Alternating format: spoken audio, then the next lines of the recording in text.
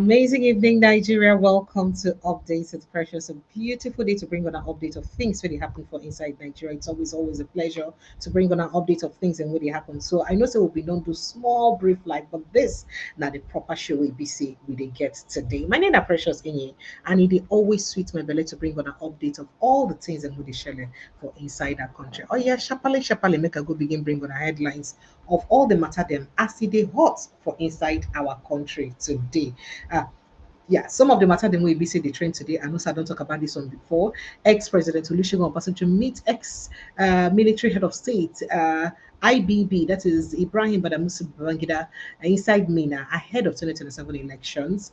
And of course, people dey talk say the conversation we get to do with the one we be say will be like saying the does and will be Kwankwaso ticket. But as I talk to you right now, a magical thing that happened. President Bola Ahmed Tinubu day in a meeting right now. Don't call Kwankwaso for a serious meeting. Come on, Kwankwaso, let's talk very fast talk. Kwankwaso and President Bola Ahmed Tinubu day in a closed door meeting as we take care of, and people they talk say this meeting if you know they if it they in connection with the Obi and Obi tickets with the Obi and Kwankwaso tickets we be say Oga Olusegun Obasanjo they campaign for. And this is a very shocking story where we say we just they hear now. We'll never know how it go pan out, but of course we'll go let you in and as it take be sharp. But I'm not going to enter inside on the matter. The matter on earlier say ADC Obedient Alliance can end APC dominance in 2027. Oyege Oyego na they talk this one. So make we see as that one go take be. But make we move into other issues fast. Tax reforms must not crush vulnerable Christians. Catholic bishop calls out Tinubu's government. Yeah.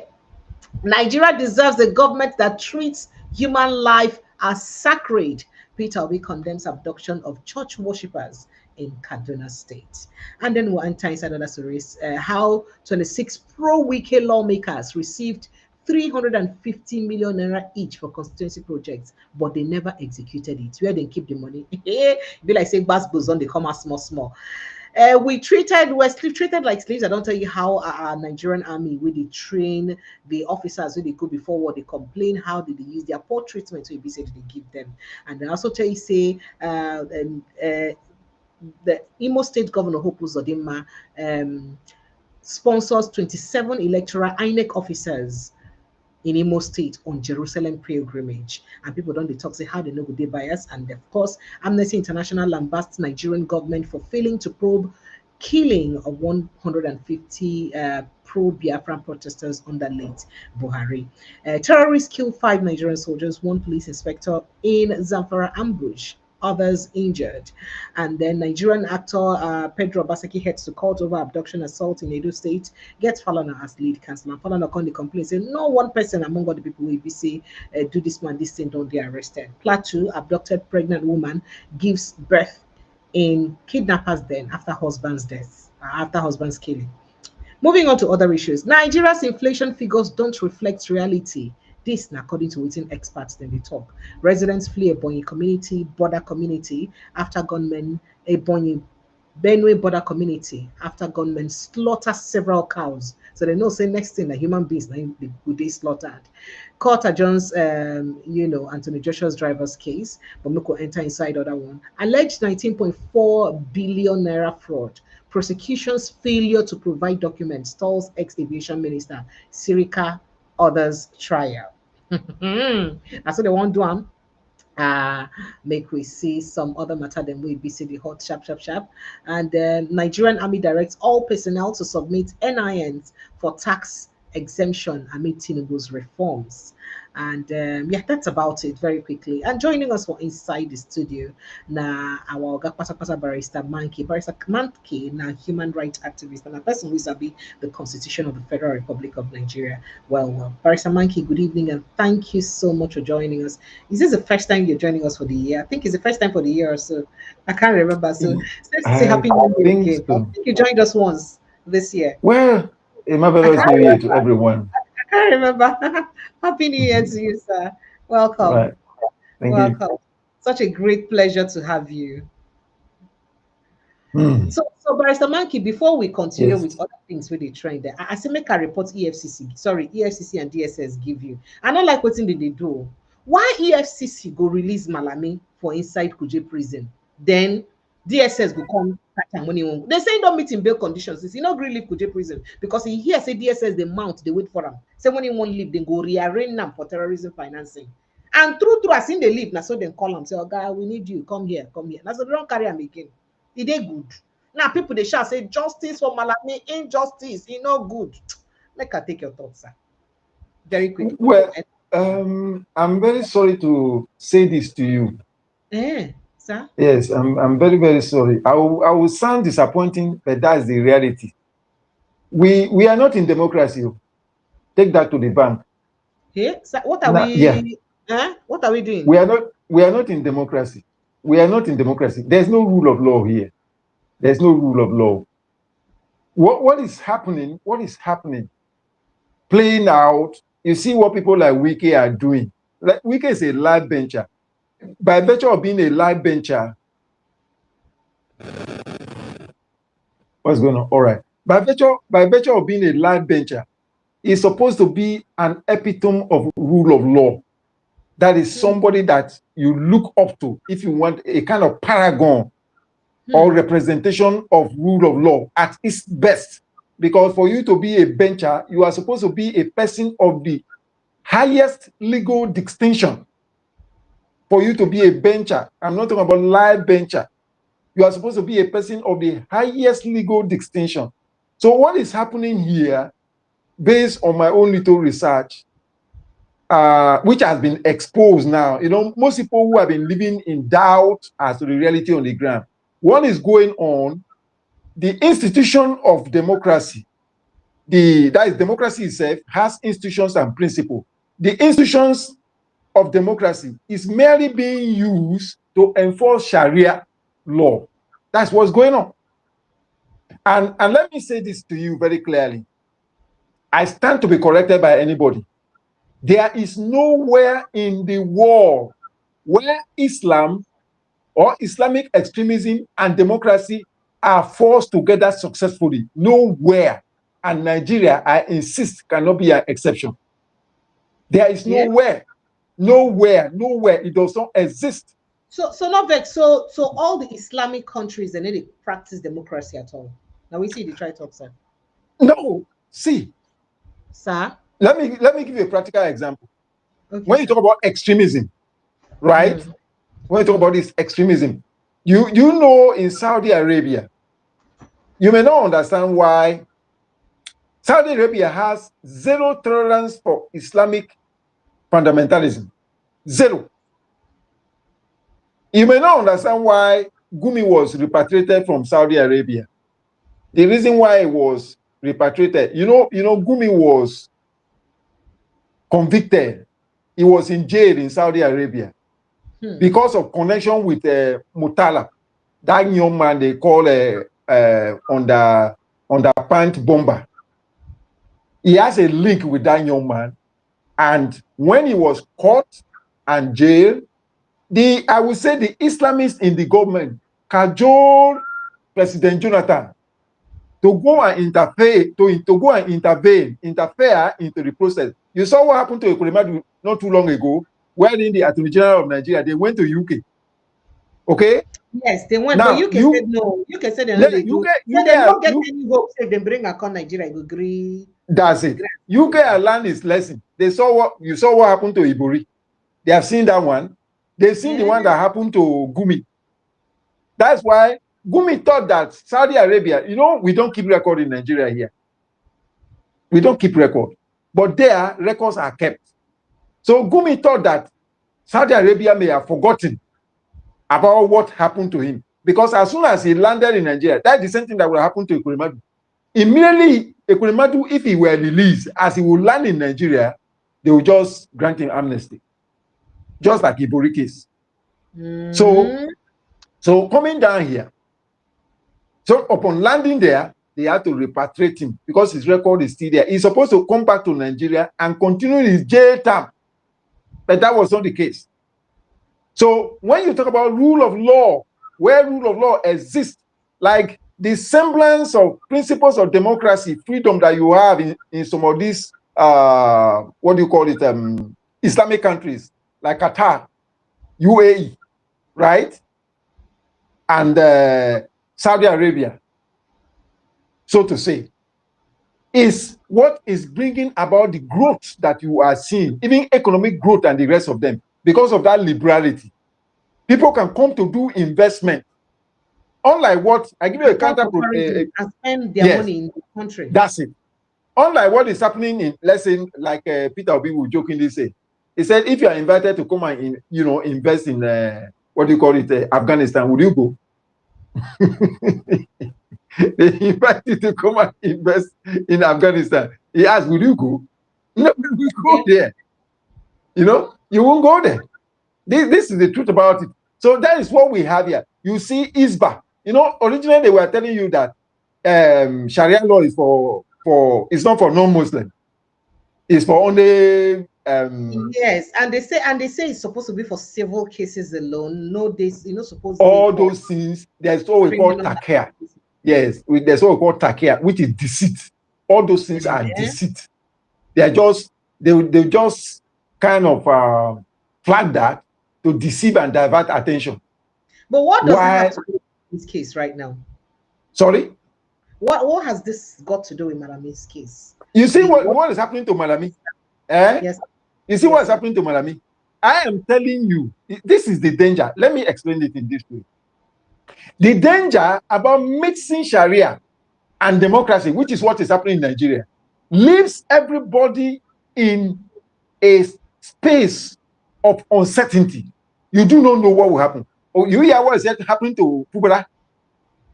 They will turn the law. You are not guaranteed anything that you cannot have automatic ticket. They were talking about automatic ticket. Now they are turning it around. So you cannot be settled. You cannot be guaranteed about anything. Rule of law cannot be guaranteed. It's like now I have an issue and I go to a lab and they told me that I have malaria. I go to another lab. They told me that I have a typhoid.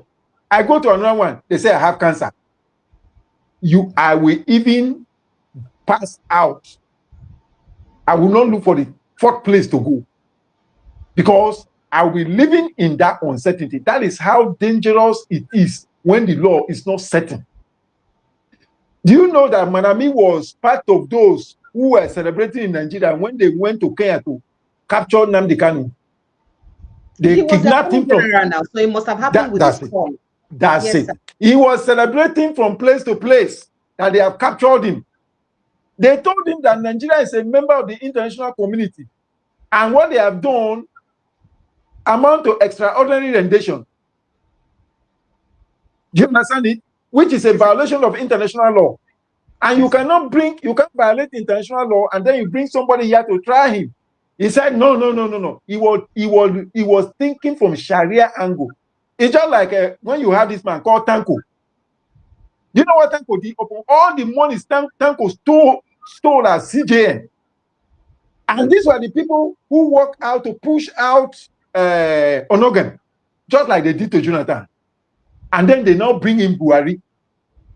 Buhari that is on record to say that his cousins are in, what do you call it? Benin Republic. Niger Republic. Niger Republic. That's why they build the rail into Niger. Look at what Buhari was doing here was pure entrenchment of Islamic agenda. And he just got people who will follow it. See, let me tell you. You see Tinubu, this Tinubu government, all right? Tinubu does not believe in rule of law. The dangerous thing is that you can't give what you don't have. There are things you cannot stand for based on your foundation. What brought Tinubu into office is complete fraud. So how can he stand up and stand for rule of law? You are a lawyer, or they ask you to come and prove how fraud brought him to power. How would you be able to prove it? What are you talking? It's obvious to everybody. I've told you here before. Tinubu, when he was the governor of Lagos State, you know Ganifa Emi? Yes, I do. Ganifa Emi was fighting the case of Tinubu till he died. When Tinubu was governor of Lagos State, he said that he attended Chicago University. Pay attention to what I'm telling you now. He said he attended Chicago University and Ibadan High School. These were the two places he said he attended. You know how the scandal about when they wanted to do reception for him about Ibadan old boys. And suddenly, even the people they brought up to admit that they attended school with him suddenly back out and say, no, they don't know him. You attended a school, nobody knew you. That is strange. Then when he now became president, he now turned around to say that, no, he did not attend Ibadan High School, that he attended Lagos High School. No, he did not attend Chicago University, that he attended Chicago State University. What manner of human being is that? Now, upon all this, when they now went to Chicago University to find out about his background or how he entered there, they found that the certificate with which Tinubu gained admission, which was a complete fraud, because his fraud embarrassed even the foreign university. They found that what is in his docket showed a 4-year date earlier before the real Lagos High School came into existence. What fraud can be that? And yet, the justices of the Supreme Court validated that fraud. You know what I'm telling you this? Yes. You know what I'm telling you this? I don't know if you remember when our president last year went to Brazil, and then I think it was after his St. Lucia's visit or so, that he went St. Lucia, Brazil, where he did say that that the good thing now is that there's no more corruption in Nigeria. Yes. That there is no more corruption in Nigeria, that people can do business now without corruption. People should bring investment into the country. And then Shawore posted that video and said this criminal went to tell people in. You know that took him to court for that matter. Of course. They arranged him again the second time again, as I talked to you. Of course. They are wasting, you see, they are wasting their time. Because let me say this to you. So that's what I'm telling you, that this one you're saying he came into power fraudulently. They may tell you that okay, sir, go ahead, sir. Now, listen. When you use the instrument of law to entrench criminality, that is not rule of law. That is not rule of law. And that's exactly what is playing out. And until, I say this to every Nigerian, until we decide to say enough is enough. Look at this idea of building one party state. Okay, look at, you know the allusion you made. You said Obasanjo, or you said Tinubu and Kwankwaso are in meeting now. They said, so the real gist now is that Tinubu has invited Kwankwaso for a meeting. Fine. Now, if you ask majority of Nigerians what is on their mind is that Tinubu is ready to do anything. You can see the wave of defection that has taken place. No, sir, but the problem is that this particular meeting he invited Kwankwaso. So, the thing get plenty leg. You remember, say, Kwankwaso son-in-law will be the governor of the state. Go see Tinubu yesterday night. They were in a meeting yesterday night about the decamping of that one to APC. Remember, even though Kwankwaso has insinuated that nobody betrays him and gets away with it, and people started insinuating that, does it mean that Abba Yusuf is betraying him? But then now, and we know that Tinubu was also once in talks with Kwankwaso over defection to APC. So nobody understands what this particular meeting is all about, even though people are thinking that they can speculate to the meeting now because Olusegun Obasanjo, our former president, has started carrying Peter Obi to talk to northern cabals, power-broken cabals, that they should, on the need for them to allow a Kwankwaso and Peter Obi tickets. You understand? Peter Obi for president, Kwankwaso for vice, I guess so. And then, in fact, yesterday they said the Olusegun Obasanjo went to see IBB, and people are insinuating that it may be because of that reason. So now people are now thinking that, then why is it today now that the president has now agreed to have a meeting with Kwankwaso? So it's not because, people are just mixing that one together, but some others think that it's because of maybe Abba Yusuf's defection. I mean, if his son-in-law, whom he brought into power through his Kwankwasia movement, is defecting, he too may eventually also defect. We don't know. So I don't know. I just thought to explain that. Now, let me share something with you. You see, if I raised this question to you before, if you were to have a business that you are running, can you retain the current leadership of Nigeria to manage the business for you? Sir? Let me repeat myself. No, sir, if you have a business. Not like I don't have ear problem. I heard you, sir. But it's just that I cannot answer. That's what I'm saying, sir. No, I don't know you to have been under any form of auditory illusion before. So so I don't know. Anything can happen. This is Nigeria. Can I plead the fifth, sir? Yes. I'm pleading the fifth. I plead the fifth. You say what? I plead the fifth. No, you're an adult. So you should know that. That means you go put a problem for this Nigeria. Because I cannot tell you something and lie. One of the things I can't do is to lie. I can do so many things. I can talk for a living, but I don't know how to lie. Yes, now vex, you go vex if I tell you the truth. And because I know say my truth, we make maybe the person who I go support vex. If you know like say I go support them, or I no go support them. If you vex, so make I not talk my truth. I vex. You see, Edmund Burke said that all that is necessary for evil to triumph is for good people to do nothing. You see that silence you are trying to keep. That silence you are trying to keep. That silence you are trying to keep is not doing good to the future generation. Thank you, sir. But sir, can we move on to the matter we talked about? Let's move on to the matter. You know, I'm not the one interviewing. I'm not the one being interviewed. You are the one interviewed. So let's move to the case, the matter of the day, sir. So now you see what is befalling Malami. It's the same thing that he was doing. You see people who are crying for justice for Malami, right? Let me even tell you. You not go back. You not go back to history. And then look at, in fact, do you know that the position of Attorney General, he is supposed to be an impeccable fellow that his record will be clean, Attorney General of the Federation. Do you know the volume of hotels this man has? And you know, say another one that say, I be want to tell you two things. One, people with the vex for this arrest, so they rearrest and can say, as they vex, as people they vex, other people can't bring caption where a newspaper headline where in talk say, even though say appeal court discharge Nnamdi Kanu that he's not acquitted, that he will not. That's 2020. That's October 2022. It's not the same thing.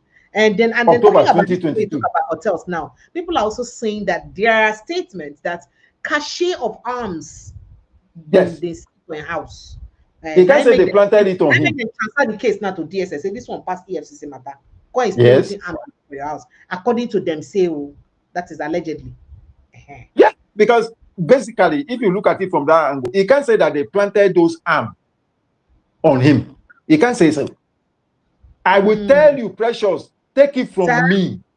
I said, take it from me. There is a grand plan to Islamize Nigeria. There is a grand plan. I'm saying it. There's nothing to hide about. The American issue has exposed everything. Did you hear the leaders of the North? Did you hear their position that one Nigeria is sacrosanct? That nobody can talk about separation of Nigeria. Come on. Are we joking here? Look at all the people who are doing cho about democracy. What we are doing here, we are joking. We are not doing democracy. Are you hearing of the number of people that are being killed in the North? The Christian genocide is taking another dimension. People that are being killed on daily basis. Then somebody like Father Kuka, because they promise you that you will be vice president, you now swallow the truth. That truth that is swallowing will choke him. That truth that is swallowing will choke him. I am telling you. He's a bishop. You said what? A clergy. Yes. Let me say this. Let me say this to you. I have said it that God is not happy with the brand of Christianity in Nigeria. I've said that and I maintain it. That's why I said the great scam of Christianity in Nigeria is the concept of don't correct fathers of faith. It's only God that is infallible. Human being can make mistakes. The moment you exalt man to the level of God that you cannot correct a human being, you are failed. And that's one of the greatest danger of Christianity. So the core issue, you see, even if a person who is alleged to have committed a crime, right, is sick, they will tell you take that person to attend to his head first, because you will be alive to attend to your matter. You will not attend to your matter from the grave. That's how important life is. We are talking about Nigerian lives are being wasted because of Islamic agenda. Can you now understand all the effort that Buhari was trying to make, talking about Ruga, talking about this, talking about it? I remember them, Professor Nwabuze was here alive, that erudite lawyer. He wrote on it and they rejected it. Yet, this is a country that has an extant law against open grazing. Yet, people are determined because they have an evil agenda. I have said it again and I emphasize it. You cannot mix religion and law together. For every average Muslim, he sees Sharia. He does Sharia. Islam has no respect for democracy or its principle or institutions except Sharia. I'll repeat that. Islam has no respect for democracy, its principle, or institutions except Sharia. And that is what is happening here in Nigeria. You see people, look at Malami. Look at what Malami was doing in this country. Okay, like the case that Mazina the is making reference to. That was October 2022, that the Court of Appeal took a decision in the matter. He defied the Court of Appeal. The most glaring one that is angering people on the international level was going to Kenya. And even Kenya court ruled against it.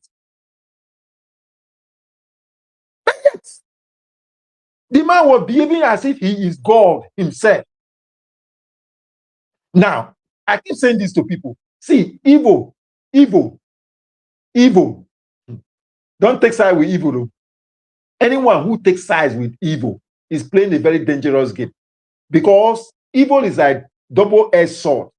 This knife you are carrying against somebody now, by the time you get to the corridor, that knife will turn against you.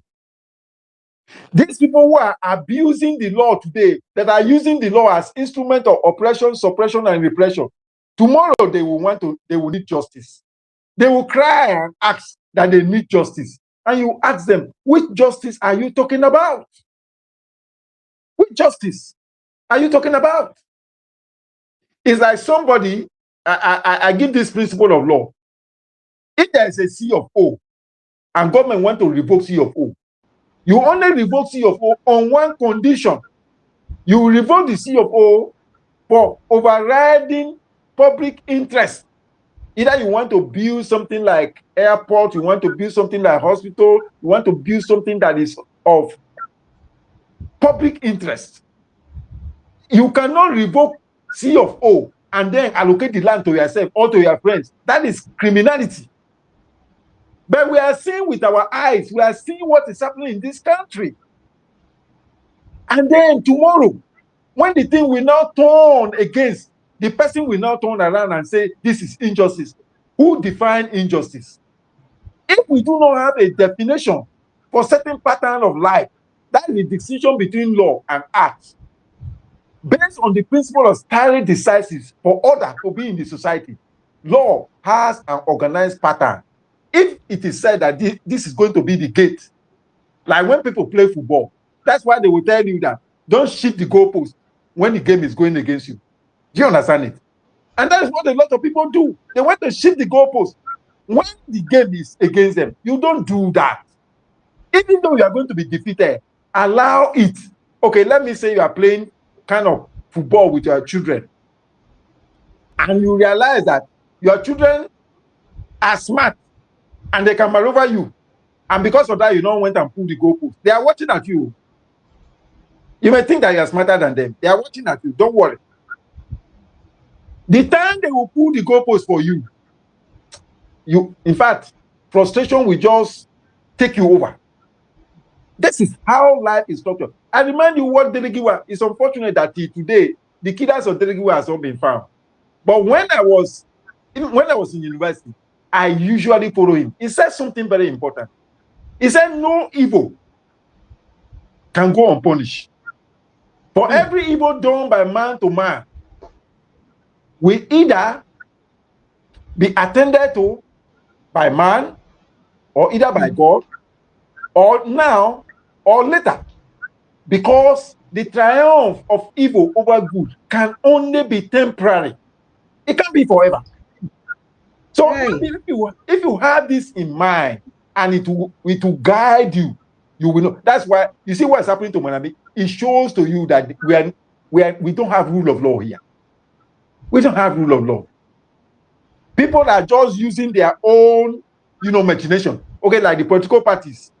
The principle, what they set down as their rules, they are violating it left and right. They are just doing anything they want. Look at what Wike is doing. APC, PDP. And that is a live venture. That is a live venture. A person that is supposed to be of the highest legal distinction. And I ask the question, how did he become a live venture? There are a lot of questions to be answered. How did he become a live venture? Is it the kind of person that the children will look up to as mentors for the future? Then the system is doomed. But his son is already entering politics now. He has seen posters there for Honorable. Sorry. What does he know? Already. What does he know? As a House of Rep member, he's a lawyer. I'm asking you. He'll practice it in the house. I am asking you. Look at the characters of the individuals. We have a system wherein the worst of us are leading the best of us. Do you understand me? We have a system that the worst of us. Say, but go ahead. Yes, the worst of us are leading the best of us. So it's sickening. You cannot have a mental capture of what is going on. It's sickening. I was hoping that you wouldn't talk about your constituents. Your constituency. We see. I mean, let me say this to you. Your constituency. Let me say this to you. River State House of Assembly. Let me say this to you. We are the problem of this country. You see, lawyers. We lawyers are the problem of this country. I said some time ago that if care is not taken, that revolution will start from and with River State. I didn't know what came over me when I said that. You see all the shenanigans that is going on here. You read it as part of your story here about the scandal. You see, within the mind of the members of the House of Assembly in River State, somehow they felt that it was a coded something. You saw what happened. People are now calling for state of emergency. State of emergency have disappeared from the agenda. Nobody can mention state of emergency again because they were using that, not conforming with the law. You were using that to pursue a particular agenda. There was no facts on the ground that would lead to state of emergency in River State, but you impose it. The worst happened or befell River State. A stranger came here and plundered the entire treasury of the state. Do you know that the members of the House of Assembly, in their deepest mind, they felt that they will cover it and nobody will know. Do you know what is 350 million for each person? Each of them. For each. Each of them. With a 2025 brand new model car. Jeep. 2025 model. Do you know what 2025 model means? And after they collected that, you watch them on the house, on the floor of the house, ranting rubbish as if they have River State at their heart. Yes, that's what they said. They said that because of River State, they won't do them. God will they do things. God will. You see the day, the judgment of God. So that means the state spent 10.5 billion naira on them. And by the way, the other two remaining ones, so they loyal to Fubara, I be like say they no get. You see this thing they are doing. Eh? It is the future of Rivers people that they are toiling with. It is the future You see, let me remind you something here. You see, I give it to Wike. Wike is a strategic thinker, master strategist, but unfortunately, in Igbo, I can tell you that. Now it is now that people are understanding why Wike shut down the model secondary school. Hey, wait now. Wike has often said that. And handed over he the has state. often said that he has. And now handed over the state land to Navy. It was a state land. After shutting down the school, perhaps he has in mind that they may revive it. He now handed over that state land to Navy. See, Nelson Mandela said, the most powerful instrument that you can use to bring about change in the world is education. Because it's got to do with the mindset. Do you understand? If you are concerned about the future, be concerned about the mindset. And one thing you can use to change the mindset is quality education. And look at the North today. Do you know how much money people from the North are stealing? Do you know these are the people that have oil wells here? Do you know that the capital of poverty is there?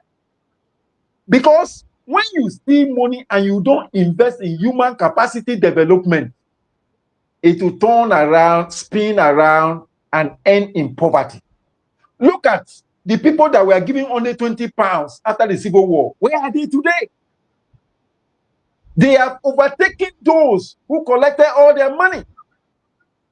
And I can tell you that the economy of Nigeria is in their hands today. How did it happen? That is the Igbos. Oh, network, don't do this thing today now. Network, not come today at all. Today not be the right time for you to behave like this, network. Well, while we're on that, let me quickly read you that story about the president saying Kwankwaso, because we hear that President Bola Ahmed Tinubu is set to have agreed in principle to meet with Senator Rabiu Musa Kwankwaso after meeting his godson, Governor Abba Kabir Yusuf of Kano State. Now, strong pillars, according to the newspaper, indicates that Governor Yusuf might have facilitated the meeting between Tinubu and Kwankwaso to discuss the possible acceptance to defect alongside his godson. I don't know if Barrister Manki has joined us back. Oh, are you there, sir? Hello, sir. Oh dear, the network has booted him out. All right, so Kwankwaso will meet with President Bola Tinubu on has also met President Bola Tinubu on several occasions. However, reports suggest that they have not agreed on certain conditions reportedly put forward by the former governor of Kano State. Recently, when discussion of Governor Yusuf's defection to the APC arose, Kwankwaso was quoted as saying that he would not defect to the All Progressives Congress without knowing what he and his supporters would gain. However, an impeccable source within the APC indicates that the president has agreed to meet with the NNPP presidential candidate to discuss his possible acceptance to follow his godson to the APC. Speaking to newsmen in Kano, APC chairman Abdullahi Abbas refused to comment on the speculated meeting between President Tinubu and Kwankwaso. He clarified, however, that should Governor Yusuf finally join the ADC, or the APC rather, as governor, he would remain the leader of the people, or of the party in the state, according to the party's accepted position. But what will happen to Ganduje? That's problem brewing somewhere. And according to him, it's my personal opinion that Governor Yusuf, after joining us, is now the leader of the party, while Ganduje and possibly Kwankwaso, if they agree to defect, will be our political fathers. So he did say. Okay.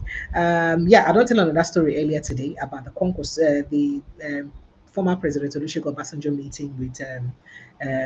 Let me see if Barrister Manki has been able to join us back. Sincere apologies, but I'm sure he will join us very quickly. But let me run through those stories he's been trying to, chime in on very quickly. So let's get straight to the issue of. Let me quickly brush up on the issue of Obasanjo meeting. The former head of state, Babangida, because we did hear basically that Obasanjo met with Babangida yesterday, his Minna residence, and called unknown and not made known to newsmen, but people are saying that it's got to do with his endorsement of a Peter Obi and Kwankwaso ticket. And I want to make people they talk say, why at this time will be so Obasanjo they carry Peter Obi and Kwankwaso ticket for head? And even Kwankwaso people have agreed that they want an alliance, that they've agreed on an alliance with Peter Obi, and they will not settle for anything less than a vice president. So if Kwankwaso has accepted a vice presidential candidacy, which him and his people have also said, agreed to, or spoken about, because Kwankwaso himself was also quoted saying earlier that he would not settle for anything less than a vice presidential candidacy. So now that he will be going to Tinubu, what will he be taking if he goes to Tinubu? Because obviously he cannot be a vice president. Perhaps Tinubu may promise him a ministerial appointment during his next tenure. Maybe that one will come in nerves. But is that better than a vice president? That's my question we people ask. And is Kwankwaso willing to give in to President Bola Ahmed Tinubu, understanding that he's not going to be the vice president? With all of those drama, we do not know. But we hear that former President Olusegun Obasanjo, they push Peter Obi candidacy together with the Kwankwaso to northern, cabals where they control power broken cabals so that they go fit endorse them and do something about them. But and then I did tell you earlier that Chief John Odige Oyegu, former national chairman of the All Progressives Congress (APC) and the prominent leader of the African Democratic Congress (ADC, has expressed confidence that the growing collaboration between the ADC and the Obedient Movement could dislodge the APC from power in 2027 general election. And that one they were. Now Oyegu made the remarks yesterday morning in Benin City, Edo State, during a formal reception for members of the Obedient Movement who recently defected en masse to the ADC. And the defection follows recent alignment of former Labour Party presidential candidate Peter Obi to the ADC. And addressing the gathering, Odige Oyego said the decision by the Obedient Movement to join the ADC reflects a growing commitment among Nigerians, especially young people, to pursue political change and national renewal. In fact, quoting him, he said, the caliber and dedication of new members joining our party strengthens my belief that a new Nigeria is within reach. So, of course, Oyegi Odego, now a member of the APC, he said, you have chosen to take up this struggle by joining the ADC, and I am pleased.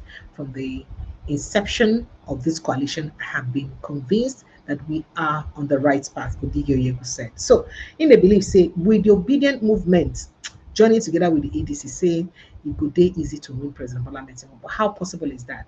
Just before Barrister Mankey gets back, let me quickly give you that gist about River State lawmakers and how they use collect 350 million naira each, close mouth, clean mouth, rub their mouth cover. Like say nothing there inside the mouth. All right. Okay. So documents obtained are making the rounds from some sources inside the River State Government House have revealed that at least 26 lawmakers, those 26, remember not all of them, especially those 26 really loyal to Wiki, aligned with former governor and current minister of the Federal Capital Territory, FCT, Nyesom Wike, received 350 million naira each in September 2025 for constituency projects during the period of emergency rule in River State. So no vex. Ogasol administrator give them 250 million each because perhaps Wiki would have ordered that happened according to permutations. Waiting happened to the other assembly members that we know they in support of we know the Wiki camp, about 2 or 3 of them. The rest of them are automatically no longer assembly members because they are not in support of Wiki. So the money they give only this other people. Waiting happened to this other camp. Now they say yet none of the projects have been implemented in their respective constituencies. Government sources, of course, have said so. Now the payment totaling I think 10.5 billion naira were approved and released on September 12, 2025, according to financial records reviewed by newsmen.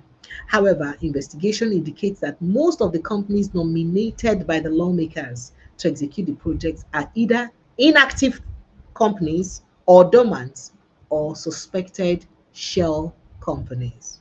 You get them? You get it? Okay.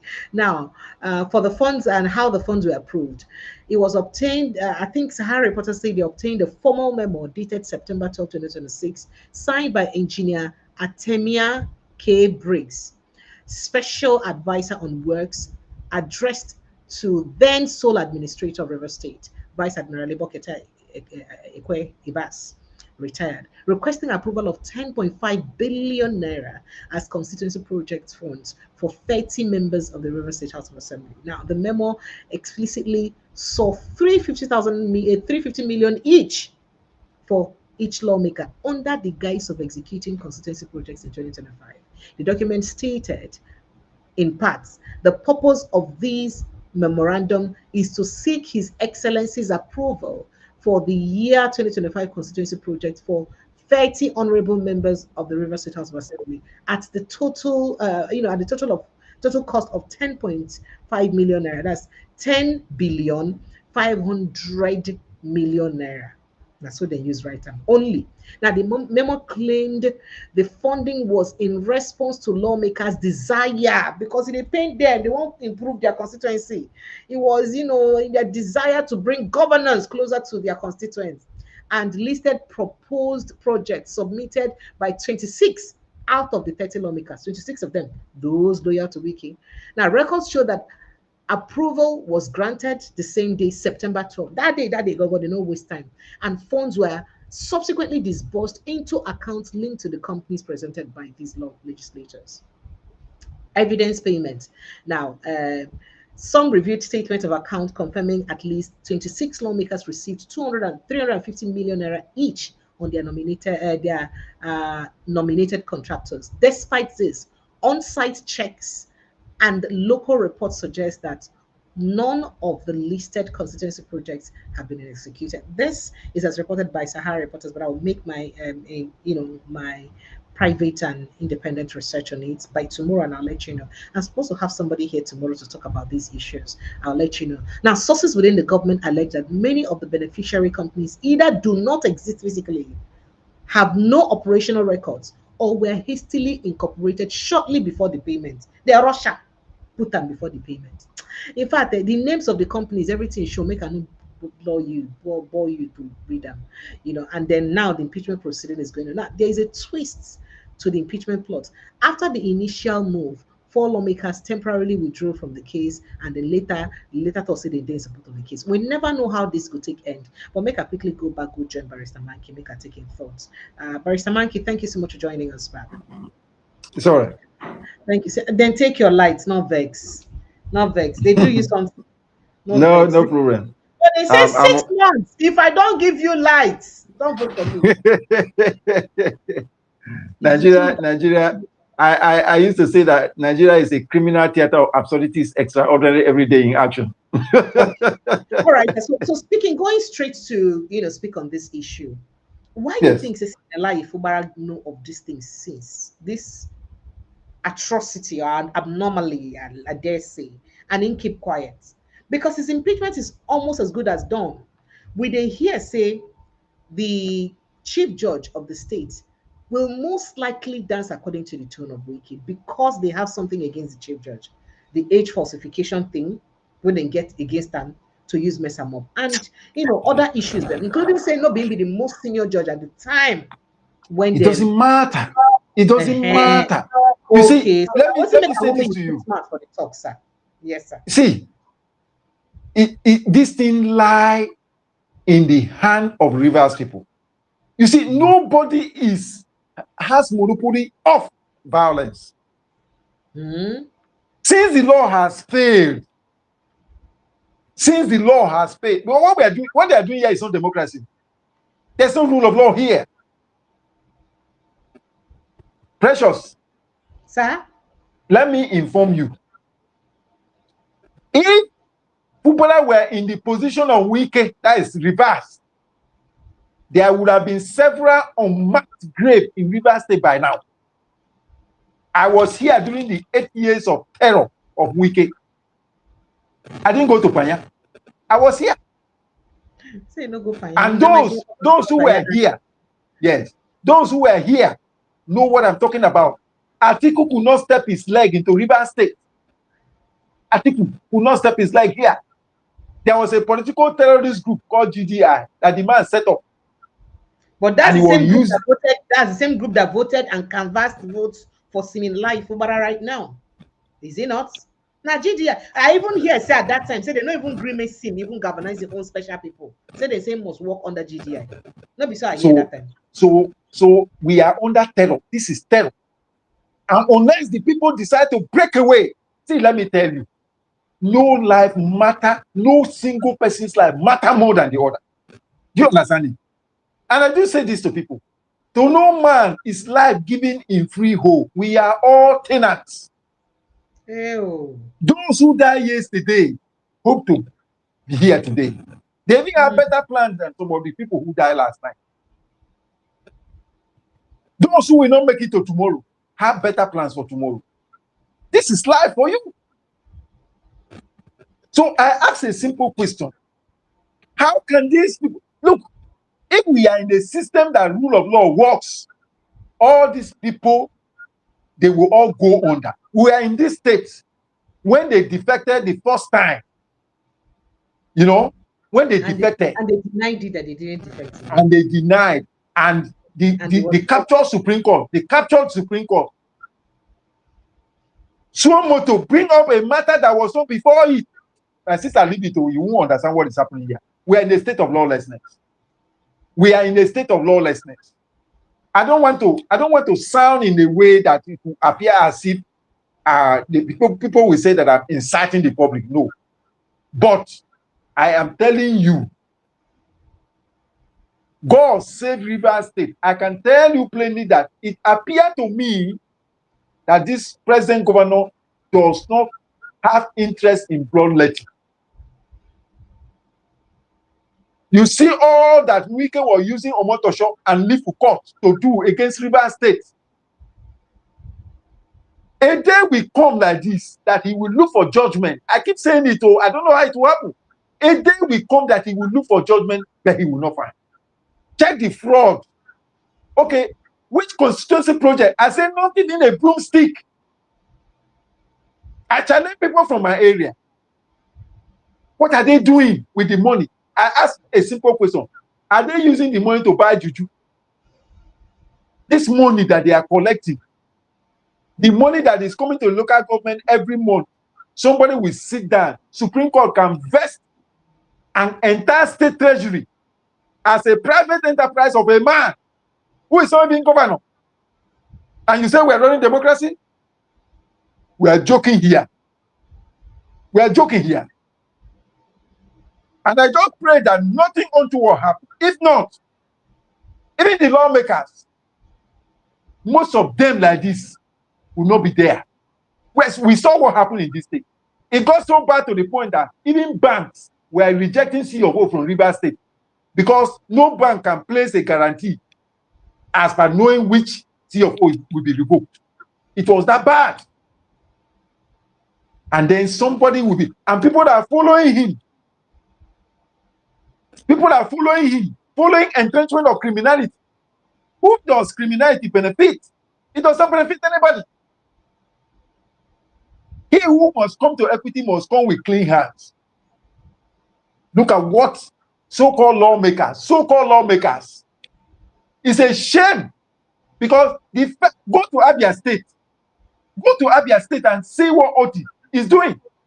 And the first road under Fubara in this state, the first road under 100 days, the first road that Fubara constructed, it was Oti that commissioned it, which was a clear sign that there would have been synergy because they are our next neighbor. But because Wike saw that he will be exposed, he's not interested in the development. Throughout the 8 years he was in office, there was no human capacity development. But they said he built flyover and he turned around River State. Is that human capacity development? Is that human capacity development? When he shut down police scholarship, shut down Songhai Farm, shut down modern secondary school. What more? I'm on ground here. I'm telling you. Shut down Buguma Fish Farm. Shut down Anthony Fish Farm. In fact, the circumstance of the death of the expatriate that the president governor wanted to use to revive Songhai Farm is questionable. They wanted to use the man to revive Songhai Farm and Oyibo cassava farm. That expatriate just died in that Aleto bridge. When boys wanted to kidnap him, the driver ran into the river and the man died there. What kind of system is this? What are we doing here? A single man can terrorize the entire system because somebody at the head is behind him for Islamic agenda. Sir, I'm saying it without shame. You think I am saying it for Islamic agenda? Yes. He has sold this state for Islamic agenda. I'm saying it. The evidence are there. This is not law. What is happening in Rivers State is pure Islamic, is pure Sharia law practice. It's not the institution of democracy. It's not. People who defected, I've told you, they are just using the institution of the court to enforce Sharia. That's what is going on. Did you know what happened in Abuja? When the Sharia people, court of appeal, came to, you had that story, that funny story of somebody who rented a shop to a customer or to a tenant. And then they said because it was owing debt, because it was owing debt, that Sharia, they now came to sell the shop and told the barricade the player and tell the man to get out. What kind of system is that? What kind of Taliban system is that? He's not a Muslim. It's not. What kind of Taliban system is that? And unless we Nigerians rise up and say enough is enough. See, let me tell you. When a man usually beats the wife, the day that lady will shout out, that's the day the neighbors will come in. If you continue to keep quiet, you will die and they will bury you. Continue to keep quiet. You say you are enduring. You are enduring. I remember a classic story of a man who was manhandling the wife and told the wife that she should go, he will kill her. The lady actually returned home and told the father that this is what the husband is saying. The man, out of his own ignorance, that it should not be on record that her daughter returned from her married home, persuaded the daughter to go back. Under 6 months, she was killed. The man vowed that it will never happen again. Like the Israelis, never again. The man said, never again, that it will never happen. We don't allow certain things to happen to you. Those who are taking us captive, they are human beings, they have breath, just common breath in their nostrils. If they are knocked off, they will die and they will be buried. If they stay on the ground 4 hours, they will start to rot. They are human beings like us. And they are taking our destiny, taking the future of our children hostage, and we are keeping quiet. We are joking here. We are joking big time here. We are now expecting America to come and save us. What are we doing? We say we are praying to the God of Israel. Meanwhile, the Israelis, they defend themselves. I warned people in this country long ago that Tinubu's wife has a sinister agenda, that she's a spy for Islam in Redeem. Now, it is now people are understanding what I was saying. So what do you mean by that? People can now... You say what? She's a pastor now, an ordained pastor in Redeem. Use your brain, my sister. Use your brain. This is a lady who came and said that they have made their money, that they are not coming for Nigerians' money. Is it true? Yes, sir. He was spying. He was spying for the husband through the church. Okay, is Adeboye talking today again? Adeboye said, when Donald Trump sent the tweet, you know what Adeboye said?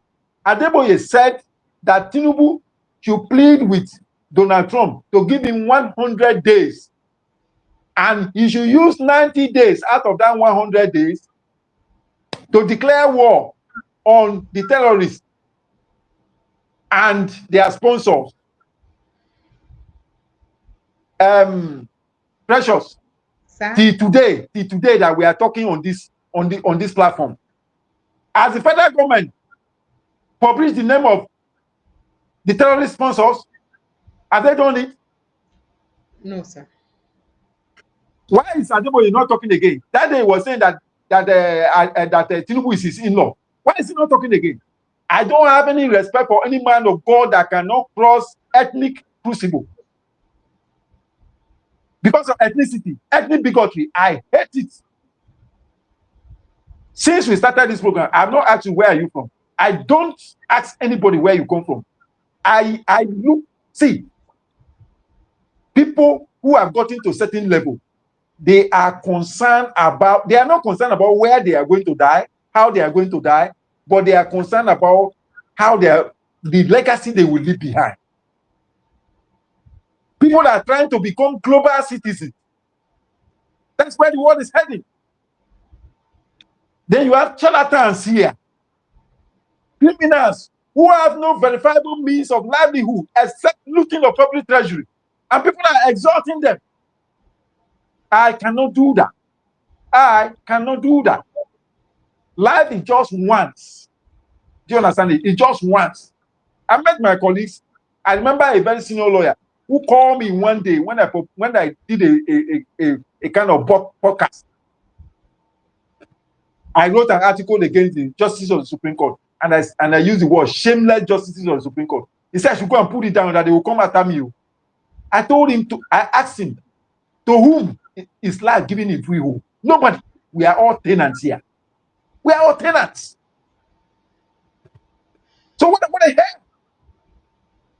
Oh, all right, sir. All the fight you are seeing in the north, all the fight you are seeing in the north is taking over the mineral resources. Is Zamfara not mining our own gold? Do they give account to the federal government? Why are we not mining our own oil here?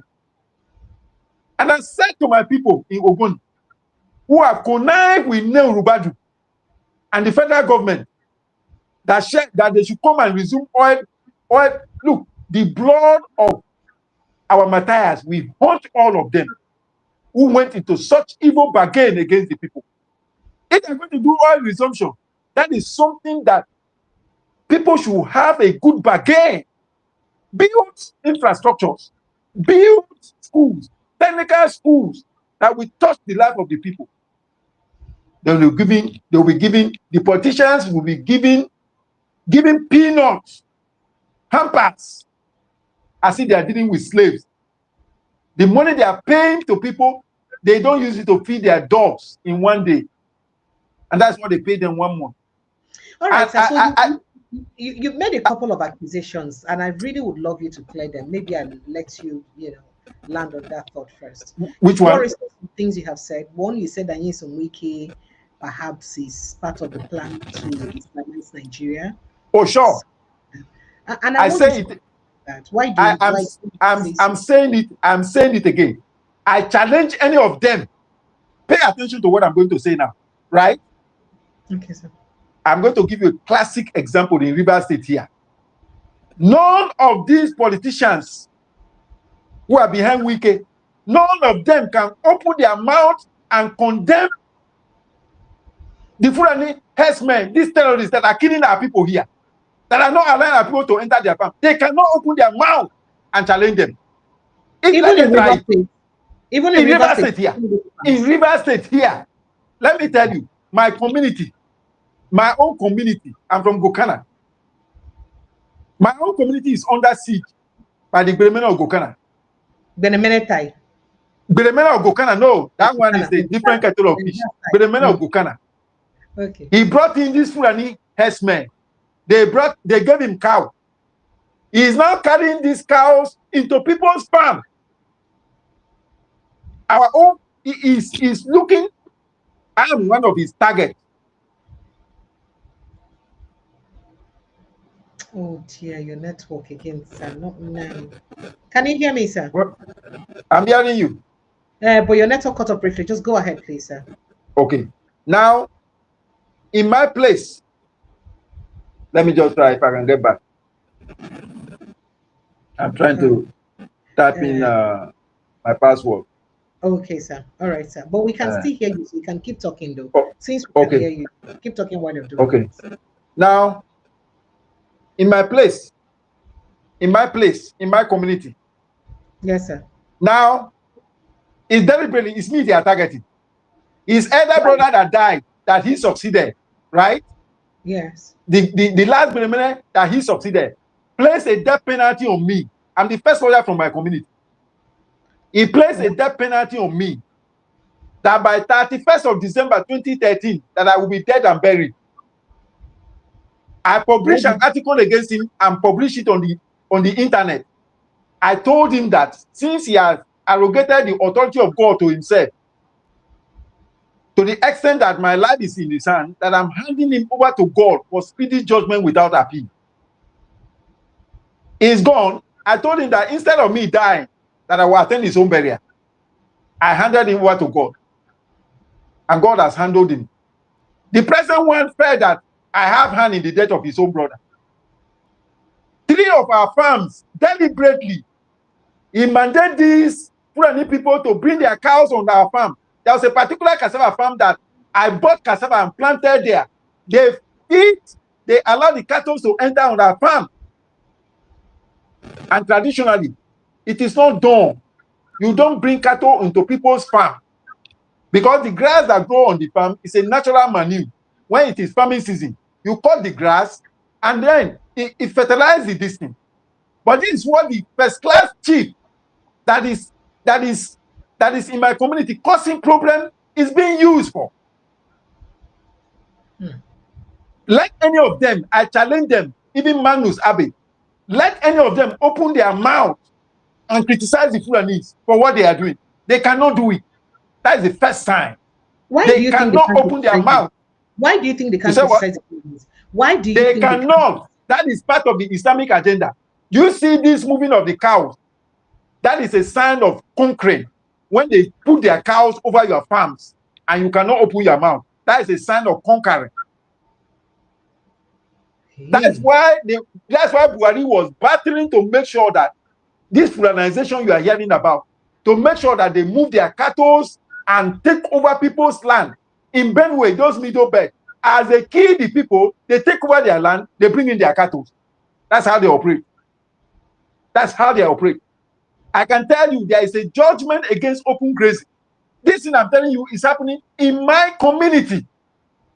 One of the farms, even when we try to fence it, these Fulani people, under his command, they are bringing this cattle. They targeted our own farm. That same line is what is going on till today. That same line. They cannot open their mouth. Even the members of the House of Assembly, those who have collected those 350 million, they cannot. And that's one of the things that Wike is doing. When he captures you, give you money for your purpose, tomorrow you cannot open your mouth. There are a lot of people in River State that cannot open their mouth where Wike is. He will rub, you know his style. He will just rubbish you. Say that the other day, youths were on the streets of Port Harcourt singing "No Wike, no River State, no Wike, no River State." Don't bother yourself. That is the agenda. Support him. No. That is the agenda. That is the agenda. That is the agenda that is playing out. I'm here. That is the agenda that is playing out. That is a lawyer, a life bencher. You are left office, and you are. What right, is, I am telling you, this man, if it's in UK. If it is in the UK, can at least if it's in the UK, yes, sir. Unfortunately, all right, sir. How do you unfortunately, I call on the number one thing that can be done. You see, the body of lawyers globally, whenever society is in crisis, they look up to lawyers because by virtue of our training and exposure, we are ahead of other professionals. I think by design, we are ahead of other professionals. So when there is crisis, you see society, they look up to lawyers. But unfortunately, in Nigeria, even Jesus, who is the head of all principalities and powers, acknowledges that in his Bible days. He acknowledged that lawyers hold the key to knowledge. But his disappointment with the lawyers in his days was that lawyers in his days, just like Nigerian lawyers, they were using the law manipulatively as instrument of oppression, suppression, and repression. That's why Jesus placed curse on lawyers. Say, curse be unto you, lawyers. It was just because they were using the law manipulatively for evil, not for the pursuit of the purpose of justice. Do you understand it? Yes, I do. And sir. that's exactly what is happening. I called on my professional organization when Wike was doing what he was doing in River State, that we should stand up and stand against him. My professional organization chicken in. They only moved the conference that would have held in Port Harcourt to Enugu. Now they have been boxed in. They said they are going to hold the conference in Port Harcourt. When all the rubbish that has happened there has happened, state of emergency and all whatnot, a precedent has been set. Even the Supreme Court even went further. That is, as I'm talking to you now, the judgment that the Supreme Court gave can make Tinubu even declare state of emergency where there is so unwarranted. We're in a very funny system. And until the people say enough is enough, nothing will change. All right. If we are looking for America to come and save us here, it may not happen. All right. So now that you've mentioned America, because I was going to go there, I mean, people been they talk say, oh, the US will come, they go help us resolve the issues of killings where they go on for Nigeria. Even as I speak to you, they say they kidnap over 160 people for inside church for Kaduna. Can't say they kidnap. Police they say no evidence of kidnap. Can't they see say they kidnap? So you know those two ways. And sorry, sir. And people like the US Congressman Riley Moore don't fume over the thing. The thing don't pain and when I post and he say we'll not go continue to lose Christians like this and say they must make sure that they take action to stop the killing. See, and now he put them. In fact, he reposted the video. He can't talk say armed radical Muslim Fulani attacked 3 churches yesterday and kidnapped more than 100 Christian worshippers. Our brothers and sisters in Christ are facing an existential threat at the hands of the Fulani militias. Isn't that what he call them? Now, what he make a read them for you? He call them Fulani militias. More must be done to protect them, and I urge the Nigerian government to ensure the swift and safe return of all of those who were captured. So they talk, and not be only other people, other US government officials too, don't post about them and they talk. But if you know, when you talk about this militia now, this Christian genocide thing now, our Nigerian government not to believe they'll get Christian genocide though. Remember, say a report just come out from New York Times now, where it talks say now one Emeka's screwdriver seller for Onitsha markets now ain't go lie, say they kill plenty Christians for Nigeria when that kind of thing no happen. So with narratives where they like this, where they go around. Remember, say that they also talk say our president pay $1.9 million to use lobby against this matter. So with this one, what they happen? Since it look like say the sight of any external help to help us fight this thing, go be possible, and the ability for us to fight them ourselves will never fit. No. So what thing will come be the what thing will be the resolution of this matter? How will fit use this safe? I think I will adopt the words of T.Y. Danjuma. T.Y. Danjuma. See, it is better you die trying. Do you understand? Okay, sir. It is better you die trying than remaining docile. The best thing has happened. The world has heard about the realities on the ground. Share you watch the video I sent to you. Did you watch the video? Very well, sir. So that one with so, I mean, it's not far-fetched because we hear that people like Mossad group don't be on ground since from Nigeria, and they US and Israel they share intelligence very well, and there is no way US or Mossad intelligence no go know about the terrorism act then for Nigeria. So whatever for the whole world. Remember, Israel is always interested in anything about terrorism. Same way US too. So now something where they very they most likely to happen. I think the only saving grace we may have, because let me say this to you, from international politics angle, right? Yes, sir. You may not understand why Europe may be interested in how would I put it? Why they should be interested in carbon emission is because there is no boundary in terms of pollution. Do you understand it? those who understand how these things work, they don't care where you are. They will want to do everything to help you out. The awareness have been raised already. I thank God for a man like Reverend Ezekiel Dachumu. The awareness is here. There is, that $9 million dollars is just a wasted money. Wasted money as far as I'm concerned. Those lobbyists, they should put that money inside their pocket. It's a wasted money because there is enough documentary on ground. So that's why for me, I'm not interested in anything in 2027. To me, it's like a joke. Because the APC government is relying on alliance with terrorists for their victory. Have you heard about anything about electoral reform? They are not interested in that. They are relying on compromised judiciary. They are relying. I live in the city of Port Harcourt. I was watching a viral video. One small girl that was being asked what she want to be. She said she want to be a policeman. She want to be police. They said, why? They said, we just block the road and collect money from Keke people. It's sickling. As I'm going home now, it's all over. I don't want to mention my direction. It's all over. That is the duty of the police now. Collecting money, extorting money under gunpoint. That's their duty. Since that, what do you call it? Declaration of state of emergency, it has become institutionalized in Port Harcourt. It's institutionalized. If you don't give them, they pack you and waste your time. So when you find such a situation like we are in Nigeria, the awareness has been made. The only saving grace we are going to have is that if, for instance, Israel, America, kept close eye about what's happening in Nigeria, and terrorists take over the resources, the enormous resources in Nigeria, they can sponsor terrorism for a long time and they will not have rest.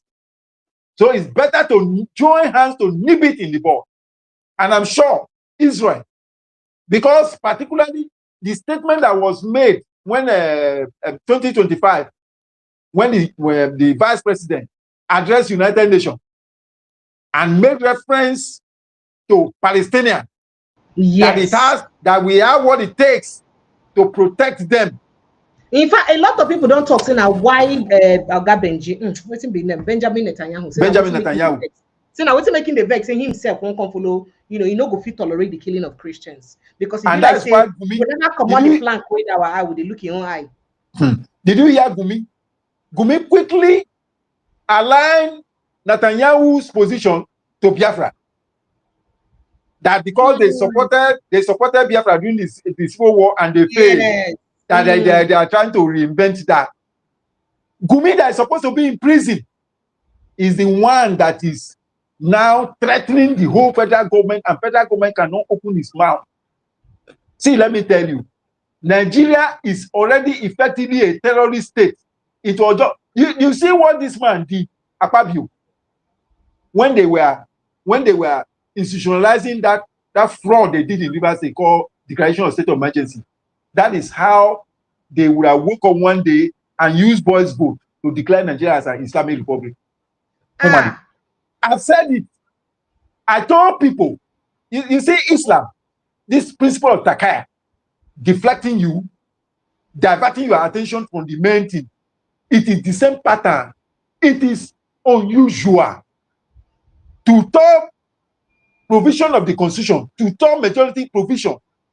You use voice vote to kill it. My sister, if you understand the implication of what is happening in this country, and the people who are behind this thing, the most painful aspect of it is that the people who are behind this thing are lawyers. So, but sir, going back to the question, why is it easy to blame the Igbos? It's blame to what? Igbos, to blame Igbos for waiting they happen for Nigeria. For instance, this whole thing about Christian genocide happened, even from the presidency. Since they don't blame saying Igbos, now in the campaign about let me tell you, Christian genocide. Now we don't see New York Times don't blame Igbo. We also been don't see Sheikh Husani blame Igbo. So why is it easy to pass the blame on Igbo people? Waiting they go on. Now because they didn't ask or seek for secession. But remember, say Yoruba nation they also seek for secession. Why didn't they blame them? Let me tell you something. You see, they are yet to recover from the shock of how the Igbos recover from 20 pounds to be what they are today. Are you hearing me? It's a mystery. They are yet to recover from that shock. See, I'm educated. I'm 55 years old. It's sickling, walking into intellectual environment, and you hear people who claim they are educated saying that an Igbo man cannot rule Nigeria. It's madness. My father, before he died, he told me, he said, if reincarnation is real, and he died, and he will come back again, that he will not come back to my place, Ogoni, that he will be born in Igbo land. Ew. I'm not joking. I've been thinking about it, and one of these days, I'm going to speak as a challenge to the young people from my area who are being led by the nose by these criminals in the name of politicians. What does it take to develop a people? What does it take to develop a people? We have the resources here. So the best thing that Israel and America should do, even if there's a distraction in America, Israel should come up. The best thing that should happen, they should divide this country.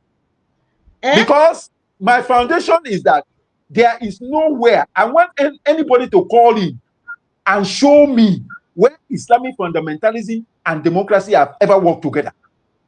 And I insist Nigeria cannot be an exception. So we are just deceiving ourselves. That's why I respect Mazi Nnamdi Kanu.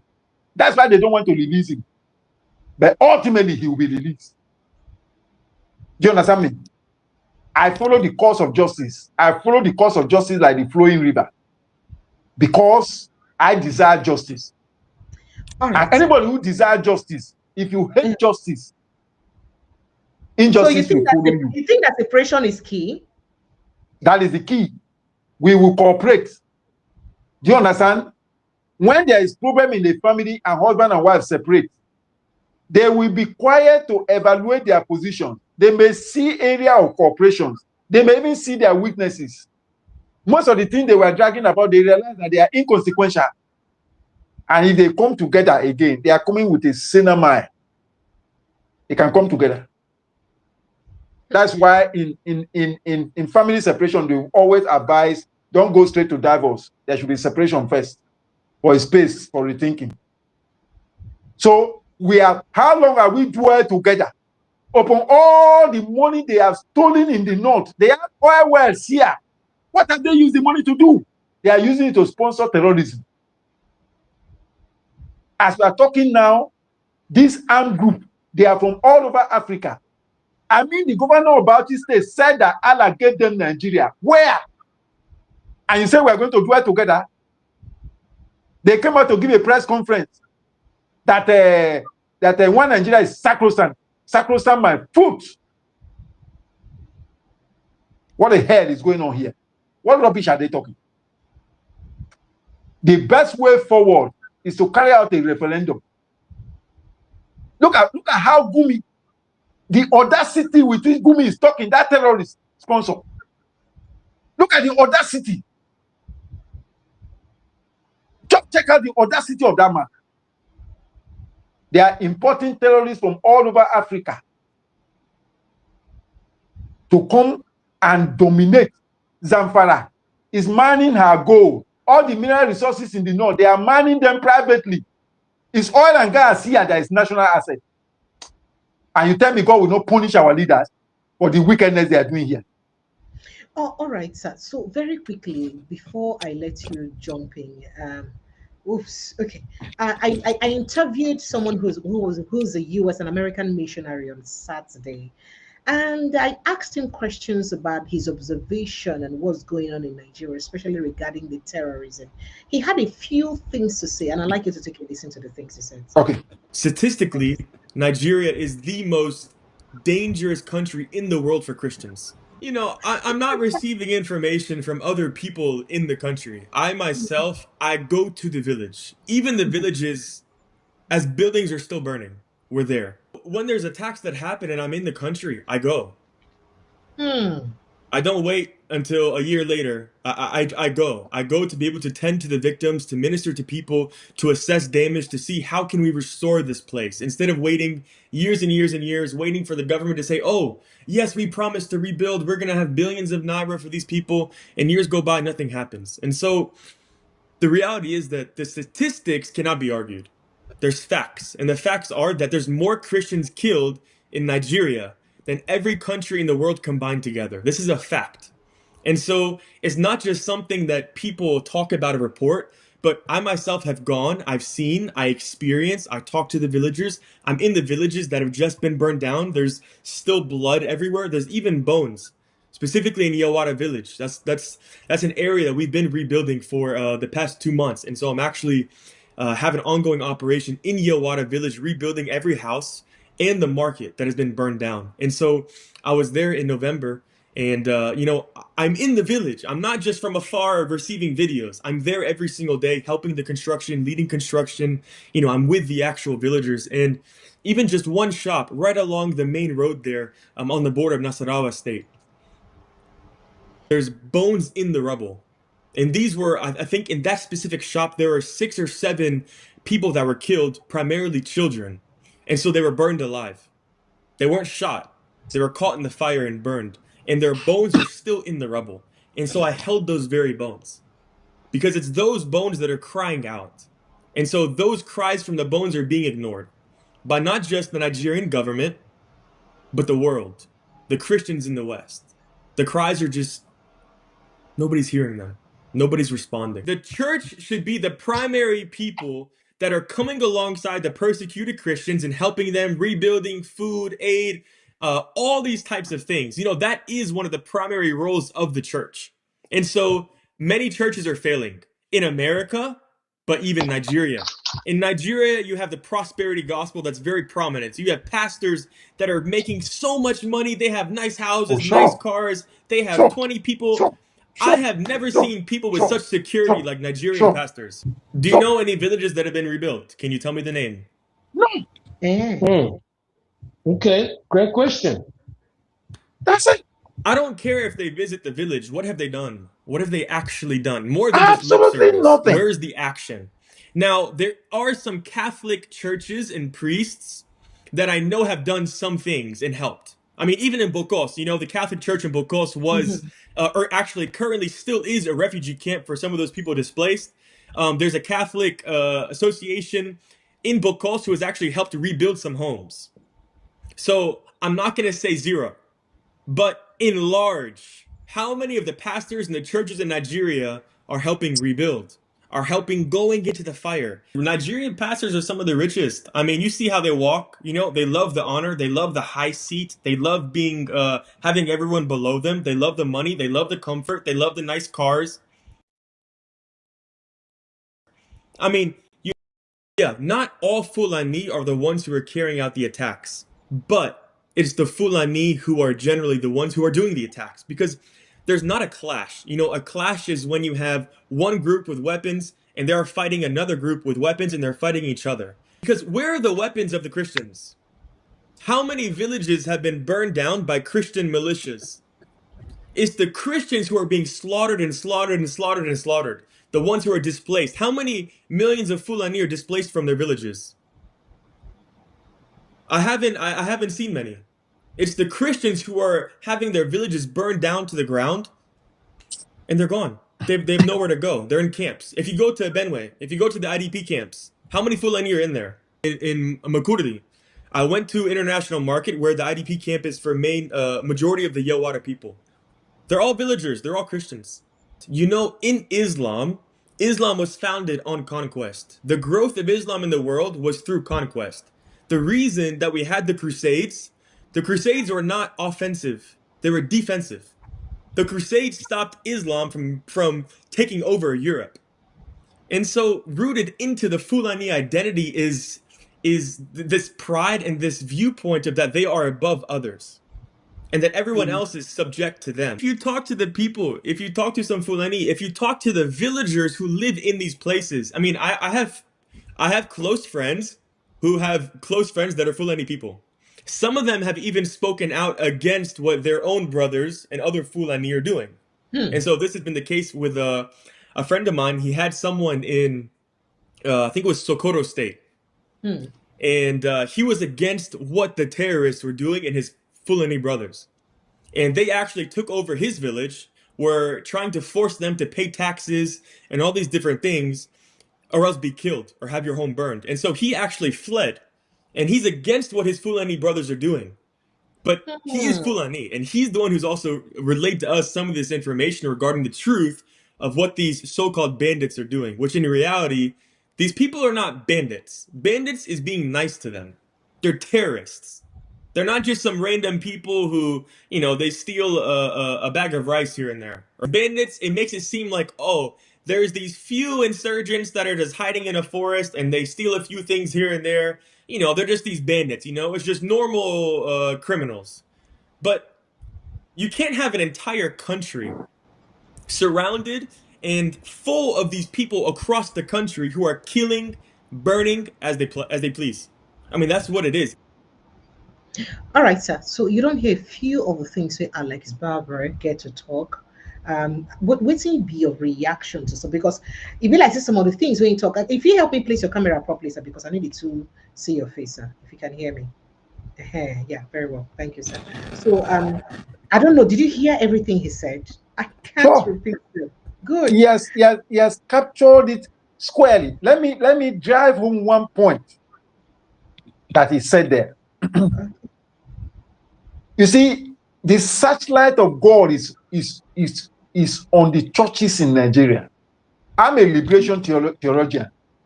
I believe in liberation theology. Martin Luther King led that. The wickedness in the church in Nigeria is unfathomable. Upon all this killing that is going on, the prosperity preachers, they are there organizing their crusades. They are not perturbed. They are not bothered.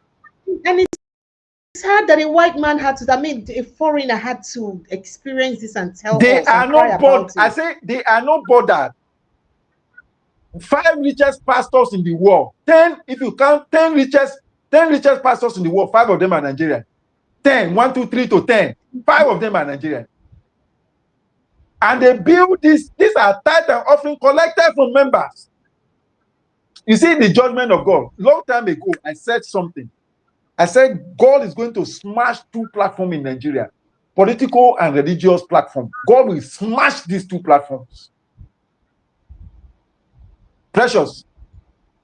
Sir? How can a church gather money from members and buy warehouse that is as a result of economic crunch, and then you stay in the warehouse, convert it into church, and stay there to pray that God should provide job? Job from where? Created by who? Job from where? Created by who? These mega churches in this country, I give you a practical example. Redeem. I have accused Redeem. You say this Bola Tinubu wife that was using Redeem as a cover. That woman is not a believer. That woman, the mother of this Islamists called Sheikh Tinubu. The mother of this Islamists called Sheikh Tinubu. No, sir. See. I am angry. You know why I'm angry? I am convinced that God is not happy with what is happening within the church in Nigeria.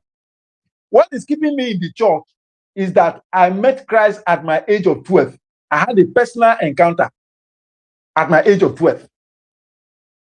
So if today I decided to leave God, it's none of God's business. I have a personal encounter that nobody can take away from me. That's why I'm still a Christian. I would have thrown away my Bible. To God, though. How can you say it does not matter to God if you decide to leave God? No. It will not move God. I'm doing myself harm, because being with God is my safety net. Do you understand? That's the angle I'm looking at it from. Me serving God is in my best interest. I'm not doing God a good. That's the angle I'm looking at it from. But I am convinced what I'm talking about is out of personal conviction that God is not happy with what is happening in the church in Nigeria. Look at what is happening to Middle Belt, those in the north. I told somebody some time ago that for God to raise, how I started following Mazi Nnamdi Kanu was when I listened to him and he said he was praying on the Wailing Wall in Jerusalem. When he had the call of God, I told one of my friends that, you see this young man, Mazi Nnamdi Kanu, I told him that Mazi Nnamdi Kanu is on a divine assignment, that God is calling him because the church in Nigeria has failed. You see, Mazi Nnamdi Kanu, nobody can kill him. But the day he abandoned what God called him to do, he will just die a natural death. As far as he's standing where he's standing, like he's doing now, nobody can kill him. If it were possible, they would have poisoned him long time ago. He has a divine insurance that is keeping him. And I hate injustice. When I see one, I know it. Nigeria is rotating on the principle of armed robbery. And no nation can prosper. No nation can prosper. I give you a practical example again. Do you know how much money the Fulanis have stolen in this country? Okay. For Tinubu to write off the debt of NNPC, that will tell you this man is on an assignment. That money, the foreign debt of Nigeria, can be liquidated with that money. Can be liquidated with the money that NNPC. Not just foreign, all our debts can be liquidated with that money. Do you understand it? I think so. And then you are not going to impose tax. Look, we are joking big time here. And I have said it. I've said it that God, I believe in the God of truth. I believe in the God of justice. That God is not happy with what is happening in Nigeria. The flamboyant men of God, when you come close to them, they will now tell you that it is then you will understand that they will flag the certificate of incorporation, that it is their personal business that they are running, using the name of God like masquerade. Why their action does not show empathy. Because what made Jesus to come was empathy. God was interested in humanity. And God sent his son. Look at what is happening in Nigeria. Look at what's happening to the Christians in the north. And it doesn't matter to these men. They are living large, flying up and down, private jet. Come on, something is wrong somewhere. All right. The man said it all. He said a lot of things which capture exactly what is on the ground. And in fact, the man spoke my mind. The man spoke my mind. I was talking with somebody some time ago, and he mentioned a particular church. You see, anybody who is an ethnic bigot and claim to carry the Bible, I don't have respect for such a person. Hey. Hey. Your battery is low, sir. Hey, no, nah, this cannot happen now. We cannot let this happen now at all. I think his battery is giving up. Oh no, please, this can happen now. Well, let's hope that he would fix that as soon as possible, and then we get back to having the conversation. It's been quite a great time. Phone lines are open, Nigerians. Let's have you jumping on the conversation. 0817-029-4077. And also, I get plenty things to talk about and plenty questions to ask. Well, time don't reach to put your mouth for talk for inside the matter. Barrister Monkey, if you know your question now, you can't answer all of your questions. The WhatsApp number is 0817-029-4077. But if you click on the link for the pinned post, it will bring you straight into the studio to join the conversation. So if you just join that link within the pinned post, it will carry you enter inside the studio where you can join the conversation. Or you call the WhatsApp number 0817-029-4077. Make I see. Okay. See why Dan Juma. Oh no, pressure. I don't know how I do.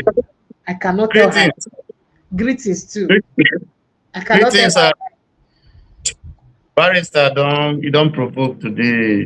Hey, I don't know who do and vex. So, no vex. Make I beg Nigerians. Make una subscribe now. I'm sure that some of you, this is your first time of joining us here. Please kindly click on the subscription button. It won't cost you anything to subscribe.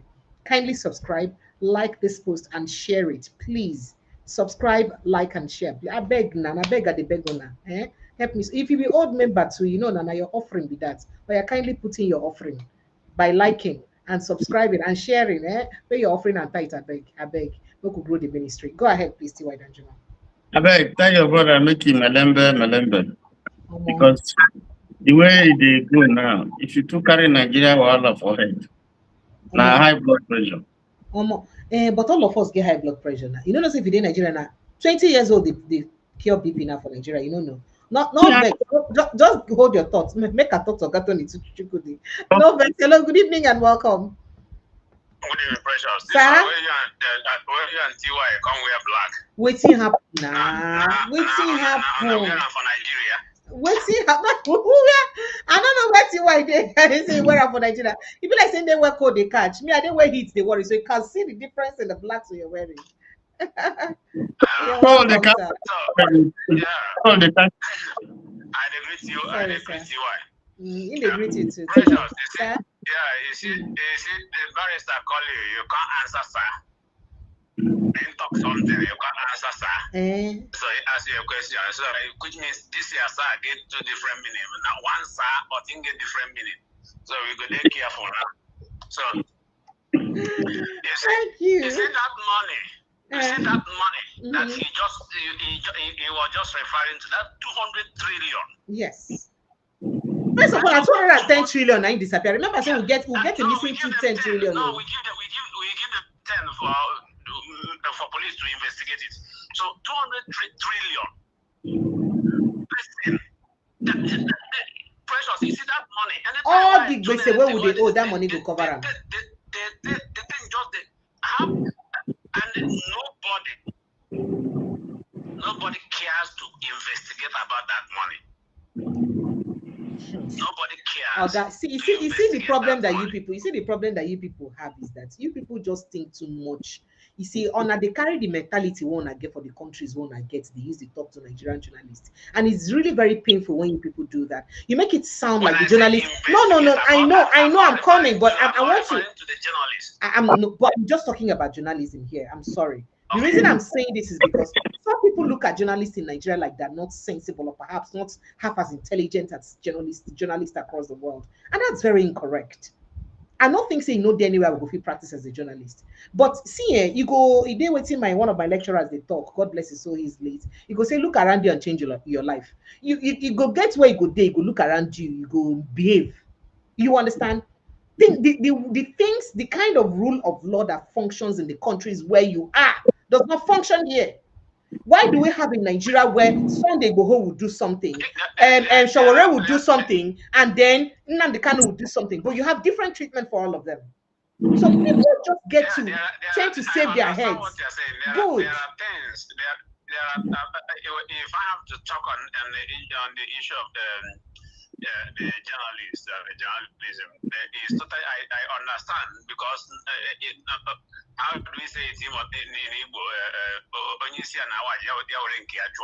So because everybody value his or her life, and the system there, you can't even talk anyhow, and the person.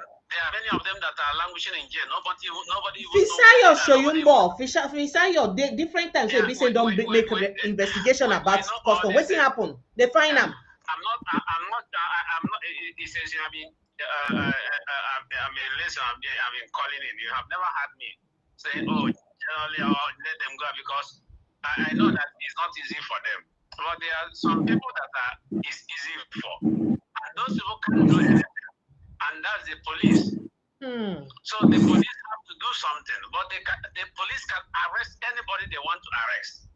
But the point is that they cannot do it because somebody at the top there has been something, has been put in a certain club.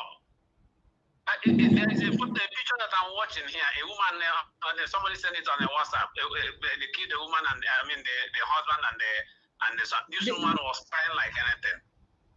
Yeah, and that's in the north. And some people will come out and they say that nothing is happening. You just read what the American senator said. All this is, and you keep on asking, when I go to work and they ask me where I say Nigeria, do you know the worst thing that, do you know the thing that annoys me in this UK? The thing that annoys me the most is that all this thing that is happening in Nigeria, you will not hear it from any single media. I have never had it from any single media here in UK. Why? Why? It doesn't bother them. They say something about Nigeria is that, oh, they throw the bomb, and some of them were saying, oh, there's nothing. If you see the number, I called the LBC that day, but lucky enough, they finished the program before, and then I could have told, what I could have said that they will not like it, because they're supposed to know what is happening, and this propaganda that, oh, nothing is happening is what majority of them have in there. It's only when I say, oh, I mean, at work today, I tried to explain the thing to the guy. I said, if 100 people, I mean, if you have, for example, 10 apples, and in that 10 apples, 8 apples is bad. What ratio will you give? I'm sure you will say almost the apple is bad. It's not that there is nothing left that the two are that is good, but that's the way the whole. I said that in any killing, in anything they are doing, the high rate is on the side of Christians. All right, sir. Make I let you wrap up. You know, sir, I get to put you on hold just to talk to you. You might go just help me finish, please.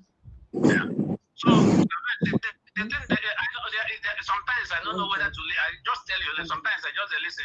But this amount where this man, this barrister just mentioned now that thing make me call. That thing just, and you see what that with that money. Oh God. Precious. All right, thank you, sir. Thank you so much. All right, TY, please continue. Precious, Nigerian problem. It not be small thing to begin talk about Nigeria's problem. We dey talk about the money wey Babati forgive NNPCL. What of the one wey also miss when the Emir of Kano, the present Emir of Kano was governor? What of that one?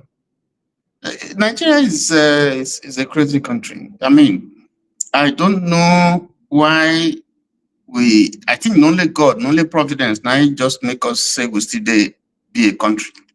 Otherwise, with all the things that are happening, the looting, the profligacy, the corruption, the fraud, the killing, the injustice, the unemployment, the sufferings of the people, where anything, these things, with any one of them in some other countries, if it happened the way it's happening in Nigeria, that country will be no more.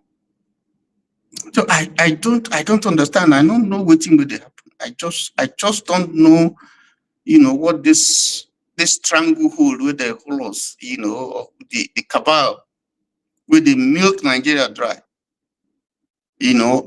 how powerful they be, that this thing is continuing. I just can't understand it. Because we have gotten to a place where you don't want to think of Nigeria. You just don't want. But the problem is, some people think that what is it about the Nigerian people that these people whom we call our leaders that we expect so much from and respect to protect our interests have taken us for granted. So even when we cry about something, would they complain? They like say we're serious. Not business as usual. Waiting about Nigeria, waiting about us, we could just be helpless, because I never see anywhere where people did this helpless. Even for small Uganda self, with how many years of Museveni, they still try just do small strong heads, still talk say they no go agree small with the election results. I am not saying Nigerians should protest, but what I'm saying is that how do we show our displeasure over the way Nigeria is being run? And then for people who come in to take government, take over government positions, what will give them that mind, that conscience to know, say, we don't to do this, people. Make we just try calm down, try do things right small. I traveled recently. I went to about 3-4 countries, and the kind of pain in my heart, the kind of pain in my heart. At a point, I deliberately made an interstate, an inter-country night trip. I not get any complaint. Everybody like say I dey travel. It was more like an experience and an encounter I wanted to have. Coming back, I felt I cried for Nigeria. How you say our people they go through the places where things they function, things they work. And the worst part of it is that most of them get investment for these places, according to waiting with the here. And then most of them get either their children or them get 1 or 2 passports for these countries where things they happen. Then why do you look at your own place where you come? Are we cursed? Why do you look at your own country where you come from and the situation one day and you just feel like saying nothing? But your own are just to take everybody, take the one way they take. Why? Why not look at how we can help and rescue the country for the good of everyone? What is going on? To what end exactly? What's in the team where they their mind? Okay, if everybody gather the one when they get finished, what you go do with that? Then what happens to the majority of all of us? Or majority of us? I don't know. So, and I'm asking, what is it about the Nigerian people we deserve this kind of leaderships? Waiting they do us. What is it about us? Let me tell you one thing. If everybody is like the Igbo man, and I'm not playing an ethnic card, Nigeria for don't change things. If we haven't learned something from the Civil War, if we haven't learned something from that fight, that small enclave, one region fought Nigeria because of injustice, and we haven't learned anything, and we're still behaving as if everything is okay. That is supposed to teach us a lesson, but we haven't learned. You will steal money, government money, and take it abroad to go and develop another man's country. You steal your own money, you go put them for another man's country, develop another man's economy. That don't be stupidity be that. Don't be foolishness be that. And we all go there. We all go there. We see how things are structured and ordered. And then we come here, we pretend as if we don't know what is good. Just look at the North, for instance. All the money where all those the richest man in black man in the world is from the North. Look at all the monies, all the millionaires we don't come out from the North, from milking the economy of the country. The oil well, those way if you take a census of all those we get oil well, majority of them, in a particular section of the country. The military people, we don't become governors, don't make money, don't become at the point they were the bank chairman. What have they done for their people in the North? Yet in the North, that's where you have the highest amount of poverty, poor people in the North, uneducated people in the North. What have they done with the money? And what they think that is good for them is to be sponsoring insurgency, killing their people. So why not those who like insurgency? Make una stay, enjoy your insurgency. Stay with your insurgency. Let those who like IPOP stay with IPOP. Let those who like Awalokon or Emilokon stay with Emilokon. And let us see. That's the only solution. Because we can't continue like this. It's not possible. We can't continue. Some people won't move forward, some people they drag them back. They can't continue like this now. I go to the university, I go to do my school set, I get A's. Difficult for me to get admission.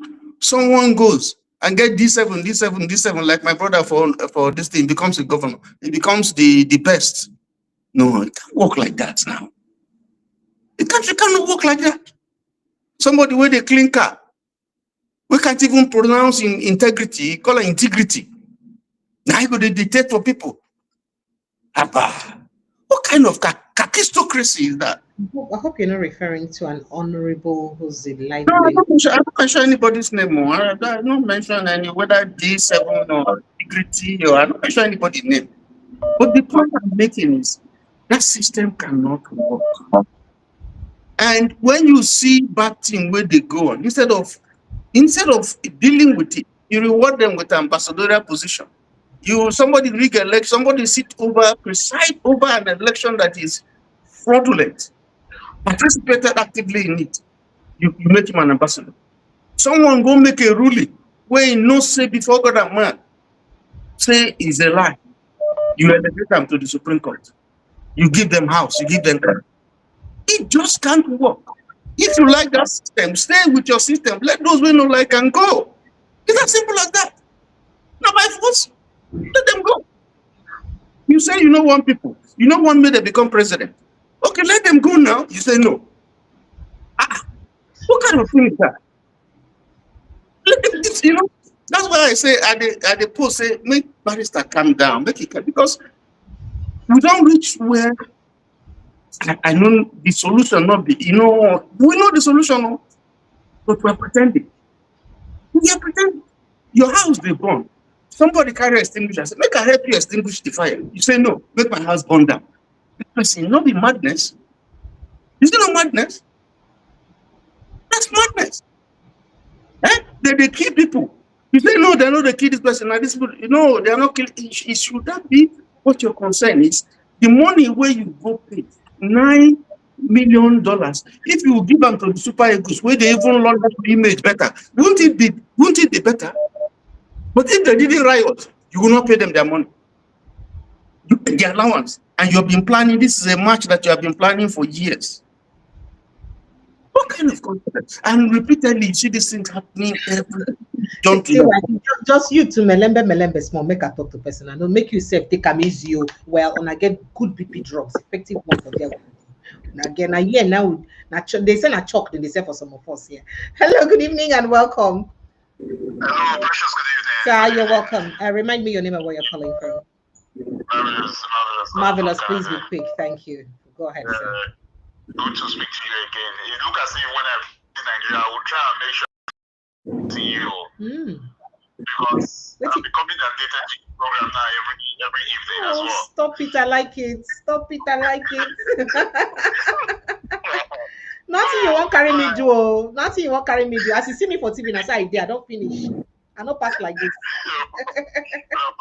Thank you, sir. First of all, I kind of person I believe in God. I believe God said, I believe God was says, there's a verse in the Bible that says that judgment, that there's a reason God said, I will start my judgment in the pulpit.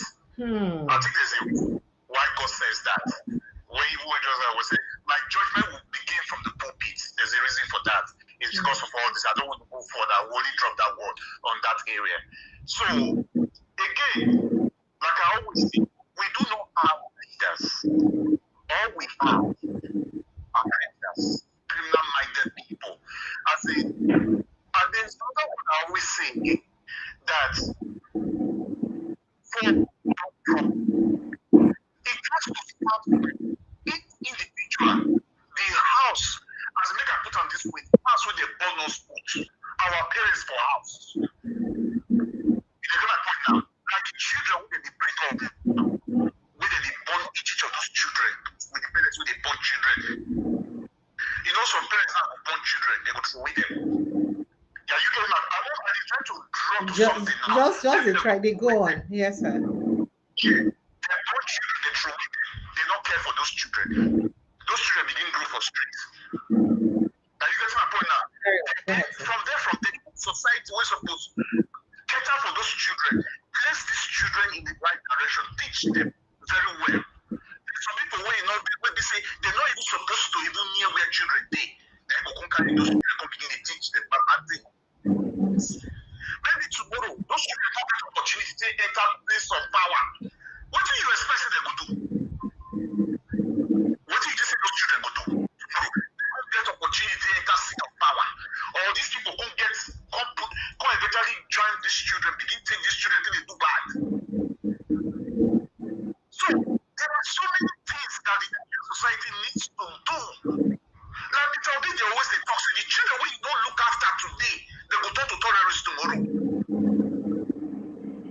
So what you talk about? You see, there are policies here. There are policies. There are strict policies against these things now. Children were supposed to school, they're not to school. Nobody go ask on them.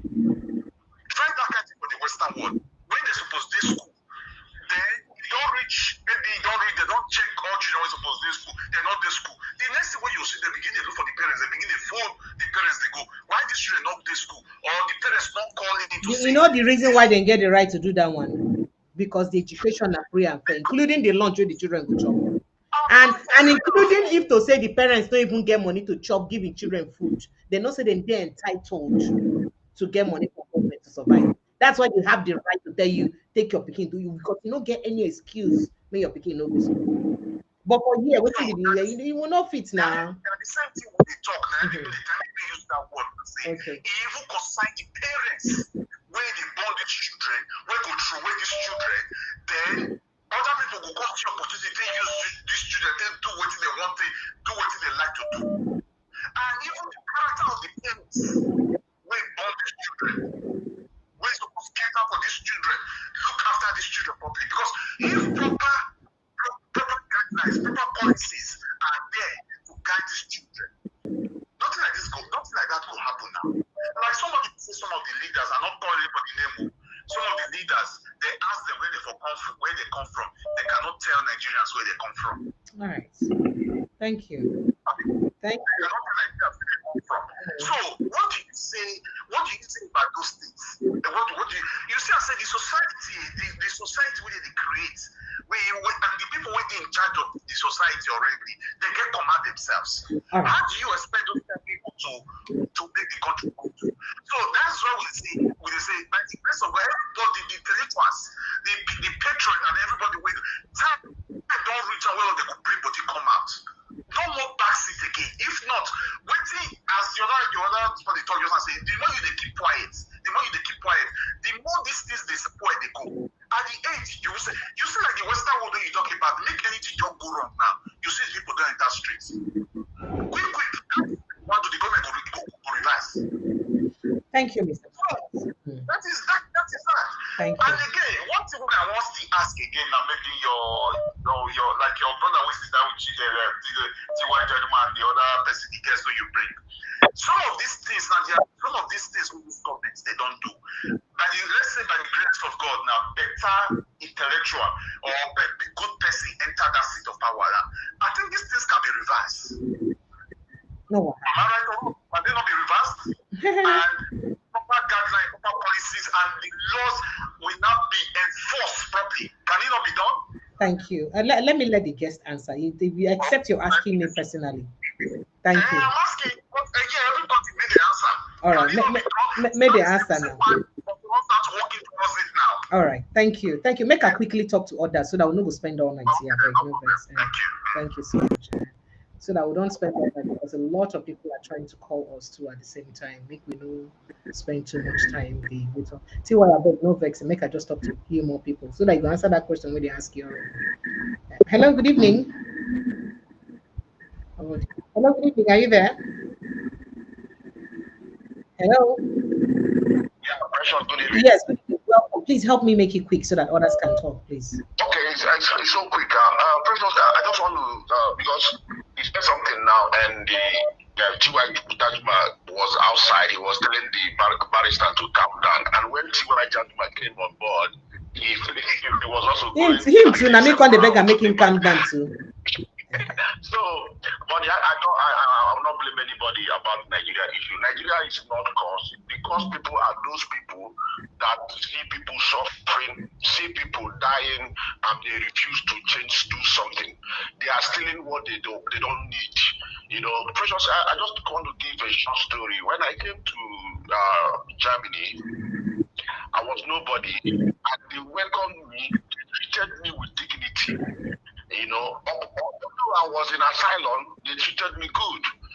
You know, so and when I look back at my country and with a lot of money, look at what I call it now, 210 trillion. But this not an old matter now. Now Gabari Samankin, I just remember him now. Now what's it not happen since? Hold on you. Special way, it doesn't matter. Hold on you. Okay. That money can do a lot in the life of people in Nigeria.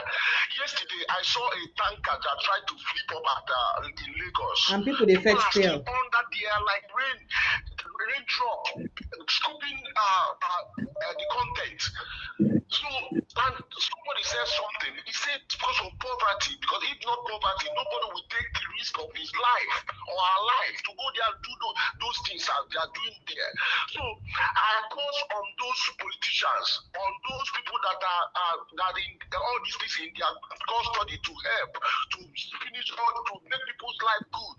And they always come to abroad, they go to America, they go to Europe, they see how everything is working, and they are not doing it. I caused them this day. Then let me go back to somebody that said England is not looking into Nigerian problem. How do you expect England to look into Nigerian problem? England used Nigerian money to pay their debt after Second World War. So how can they leave you alone? They cannot talk about it because this is their company. They can't do anything about it. And I crossed England today. Take you self, take an easy. Punishment. They will not leave the punishment. They are already loose. They are already on it already. England is gone. France is gone. As I'm talking to you now, last time I went to Germany, last time for Christmas time, they couldn't even celebrate their Christmas market in peace because they are scared about the terrorist attack. There's a lot of blockade everywhere, police everywhere. I've been in Germany for 14 years. Nobody has ever done that. And here in America too, people they're always on watch about the terrorists. So can you listen to what the UK MP said about Trump? He said Trump is becoming an international gangster because Trump is trying to check on them, change what they are doing. So, but let me just come home. I saw something and something just crossed my mind. All these old people, all these Obasanjo said, all of them that fought the civil war, that wanted to use Nigeria as their retirement benefit, they want to let Nigeria go, and they are passing the corruption because they have never worked in their life. They are eating from Nigeria, and they are watching all these things happening, creating orders across them this day. You see all those Islamic clergies, all those their allies that want to get Nigeria into Islamization country, and because of our Arabian religion, I cause them this day. Oh yeah, no, my brother, you're not going to use my platform to this particular one. Not vex, I beg you. Fighting in Sudan, these are Arabs, and the people are in front, killing their fellow people and black people. I cause them today. Thank you so much, precious. Yay. You guys be taking it easy. People should be considering my own mental health. I'm not a human being. Good evening and welcome. I just like to tell you that people opinions here, especially that of the callers and the contributors, please. It doesn't have anything to do with this platform. Good evening and welcome, please. Go ahead. Yeah, good evening, President. Sir? Thank you for picking my call. Oh, yeah, talk quick, sir. Thank you for joining us today, too. Go ahead. Yeah. Well done. You are doing a good work. No political correctness today. And I'm so much happy tomorrow about I go resume duty. It remains my mom has stone me from TV. Say some of them go they stone me, but now on TV and I go break. We embrace you, my dear. We embrace you. Nobody feels to you. Thank you. Welcome. Go ahead, sir. Now we go protect you. Don't worry about that one. Go ahead, sir. Thank you. You see, dear, I want to thank T.Y. Danjuma and also the barrister. Is it barrister, the man that came? Yes, he's a barrister. He's a legal counsel. That left. Okay. I thank God for their both of them lives. You see, the Bible said that confession brings possession. You know, for you to have freedom, you must speak out. You can't keep quiet and have freedom. And this political correctness is the reason why we are where we are today. You understand? Everybody is doing who go talk. If you talk, you will die. If you don't talk, you will die. You understand? So it's better you talk before you die. Are you getting it? The point is that I want to blow your mind, precious. Sir? You see, the reason why people should speak out is that Nigeria today is already Islamized. Is it? People are looking forward on the day they will tell them to begin to shout Allah Akbar. You know, before they know that they are already mice. I want to tell you something. You see the Supreme Court of Nigeria today, the Supreme Court, the secular court, the one you call secular court in Nigeria today, is already running with Sharia. If someone, if a citizen defends himself, Nigeria told us that we should defend ourselves because the army cannot do it again, and the TSS they cannot do it, which means it's a failed state because what they signed up for and we are paying them is to protect us, life and property. Are you getting me? Now they came out and they told us to defend ourselves. You know, and a citizen of Nigeria defend himself from the terrorists that are killing everybody. And the Supreme Court of the country that's supposed to uphold the Constitution that gave you right to defend yourself, the Supreme Court by themselves condemn someone to death. I get it, and that is Sharia. I'm opening our eyes. That is Sharia because it's no longer a secular court. What they want. If they capture our judiciary, capture the political wing, the army is already captured. They are recruiting Boko Haram inside the army. They told us is they are repentant terrorists. Secondly, the ones that they brought in from all part of Africa, the Fulani, they told us that they are citizens of Nigeria, and they told us, and the army of the country is the one conducting a program called Operation Safe Corridor. By this program, they are all giving the country legal documents, all of them. You understand? I mean, because they cannot speak English, they are easily recruited into the army. All they hear is go, shoot, and that's it. And these are the people that will be guiding you as a citizen of the country. So Nigeria, the way it is, we must speak out, my precious. If you don't, confession bring possession. All right, if thank you you, don't sir. speak out, we are going to end up one day, we just sleep and wake up. Everybody will be shouting. It's now Allah Akbar. And you cannot do anything now your about opinion it. be that. Thank you, sir. You know, now my opinion, dear. Thank you. You know, so I want to finally thank our leader, Mazen Nandekano. He's a great hero, and we are proud of him, and we are standing with him. The Biafra is restored because we believe and strongly believe that the way Nigeria is going is never and can never be sustainable. Thank you very much. And continue your good work. Thank you. Respect. Thank you. And Barrister, respect once more. Thank you. Thank you so much. Hello, good evening and welcome. Good evening. Sir? Chooks, you're welcome. Please kindly make it quick. Thank you. All right. Good evening. You are Danjuba. Only one. Yeah. I love this barrister who came today. Okay. I think he is as straight as anything. You know, he call it as he is. There's no need to pretend. You know. Yesterday me and you were saying this, and I was telling you that if it happens that we get our country, then nothing like this is gonna happen. You see, he confirming it. You know, are you going to stop the Sharia? Because the first thing we need to do, if at all we call this a country, is to sit down, right, and decide and take away religion from all our platforms. I think you're saying it today, that somebody is sponsoring pilgrims. Why? Now your brother hope was on the mouth. Now, as I am, you think I don't want to go pilgrim? Yeah? Why are they selecting people to sponsor? If they want to sponsor, they should sponsor everybody, or else let them get away from it.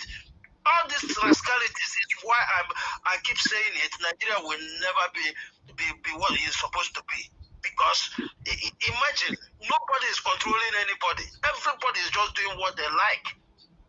Nobody. Look at our National Assembly.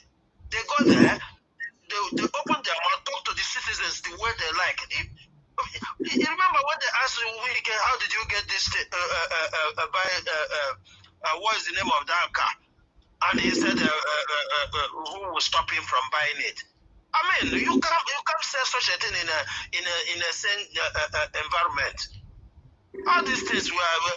Thank God for the guest you brought yesterday, because you just open up everybody's eye. He's not a Nigerian, but he is there. He sees everything that is going on, and I like the way, the confidence he's saying it as he is. Because they can't do him anything. He's an American. Touch him, you touch Trump. That's it. Thank you.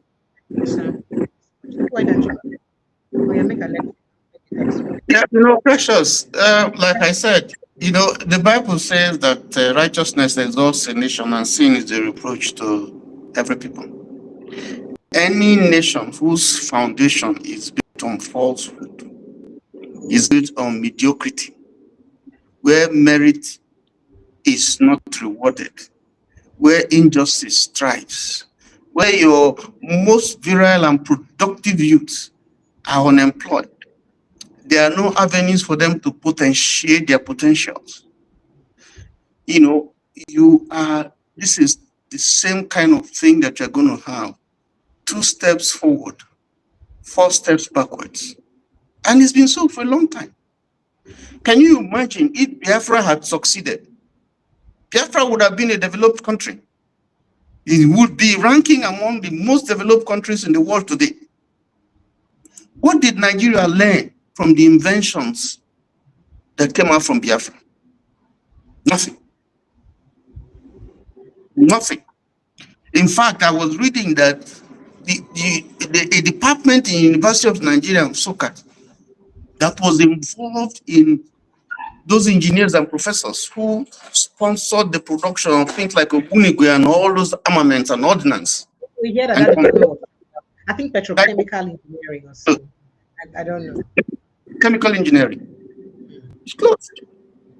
So when you see a country that behaves like that, where somebody took time, an Igbo man took time to design this thing about beavers and so on to make sure that we have credible election, and everybody thought that everything is going to go well, and the umpire swore in Nigeria and went to UK to swear that everything is, and this thing will be implemented, everything is going to, only for midnight for us to see the kind of perfidy. The guy was sent away to Enugu, and so that they can do what they want to do. The Amajiri schools that Jonathan built for people to help people who are not educated. Where is the school? Where is the school? Ihejirika that was brought to say, okay, let's put this man here to help us solve this problem of insurgency. He started work and was doing well. You say, no, he's killing our people. They brought machineries. Oh, they're killing our people. Now, Trump has come to help you. You say, oh, no, he's killing our people. What kind of country is this? So if you want, like I said, if these are your people, you can't talk to them to stop killing people. Okay, live with them. Nigeria should stop wasting their resources, their money. A lot of money has been wasted that would have been put in development, wasted in trying to stop insurgency caused by people from the north. I mean, I'm not just picking on people for nothing. They caused this thing, and we're wasting our money on them to solve, and they're saying no. Leave them now, let them go. Leave them, let them enjoy their insurgency. Let the other parts move on. That's what, there's massive suffering. You'll be wondering, now that we have this massive suffering in the country, you still find people saying that this government is doing well. There's something wrong with Nigerians. Any Nigerian that looks and says these people are doing well and that they're going to vote for APC, any such person has to go and examine his head, because there's something wrong with him. There's something wrong with that person. If you can see this killing, this insurgency, this suffering, this unemployment, where places in the middle belt have been massacred, they are out, they cannot sleep. You look at what the person, Igbo person that you brought, that you brought 2 days ago, he said, yesterday, he's saying to us, and people are still denying, and you are spending money to defend what is wrong, that you know is wrong. There's something wrong with Nigeria. There's something really, really wrong with Nigeria. Now, you have said that Igbos are not taking up their quota in the military. You don't know why. Now, it will be also good, you know, I was here, somebody said it in another platform. It will be also good for you to also say that Igbos are not taking their platform, they are not taking their quota in CBN. They are not taking their quota in customs. They are not taking their customs in some of those in immigrations. Advertising. They have quota in those places. Of course, Igbos have quotas. They know the quota system that they use. Not the federal character. What happened to the federal character in CBN? What happened to the federal character and quota, you know, in immigrations, in CBN and all those choice places? They don't have. They are not Nigerian. So there's so much hypocrisy. There is so much hypocrisy. Unless we are ready to address all those things, how can you say that OT, you remove OT in spite of the good job that you know that he's doing, and you have our people who are supporting that kind of movement, that OT should be removed, when you know that he's doing a good job? These are the things we're saying. I'm not just picking the north or picking, I'm just saying that there's something wrong with our psyche. There's something wrong with our politicians. There's something wrong with even us. That they will give us 5,000, 10,000, and then we eat it and we think that is going to change the system. There's something wrong with us. So, sorry, Tiwa, make I quickly just talk to a few more persons. Hello, good evening, and welcome. Wait, I started this podcast early so that I can say early. Yeah, welcome, sir. Actually, yes. Sorry, I'm joining late, but all the same, better late than never. Thank you, sir. Remind us your name and where you're calling from. My name is Okay, go ahead, sir. Okay.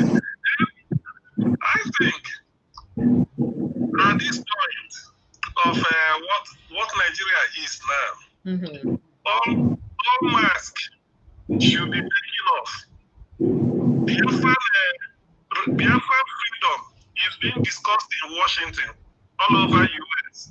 When they talk of Christian genocide or making sure that the Christians in Nigeria are separated from the Muslims, it is the difference they're talking about. What we hate Nigeria is, I do not want war, but let them quietly allow people to exit Nigeria. Release the land for us, they can do whatever they want to do with their country. We are no longer interested. We all know the problem with Nigeria, and we all know why Nigeria it is the way it is. I don't want to start bantering issues with people. We all know, but let them just allow people to go.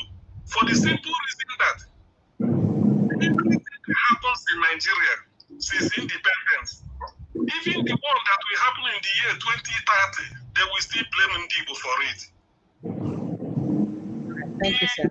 The people of the Middle Belt and Southern Kaduna, Rabiu, we must have forgotten, PhD Oxford, former Deputy Governor, Central Bank, he said, there's genocide. He cried out. He mentioned the word.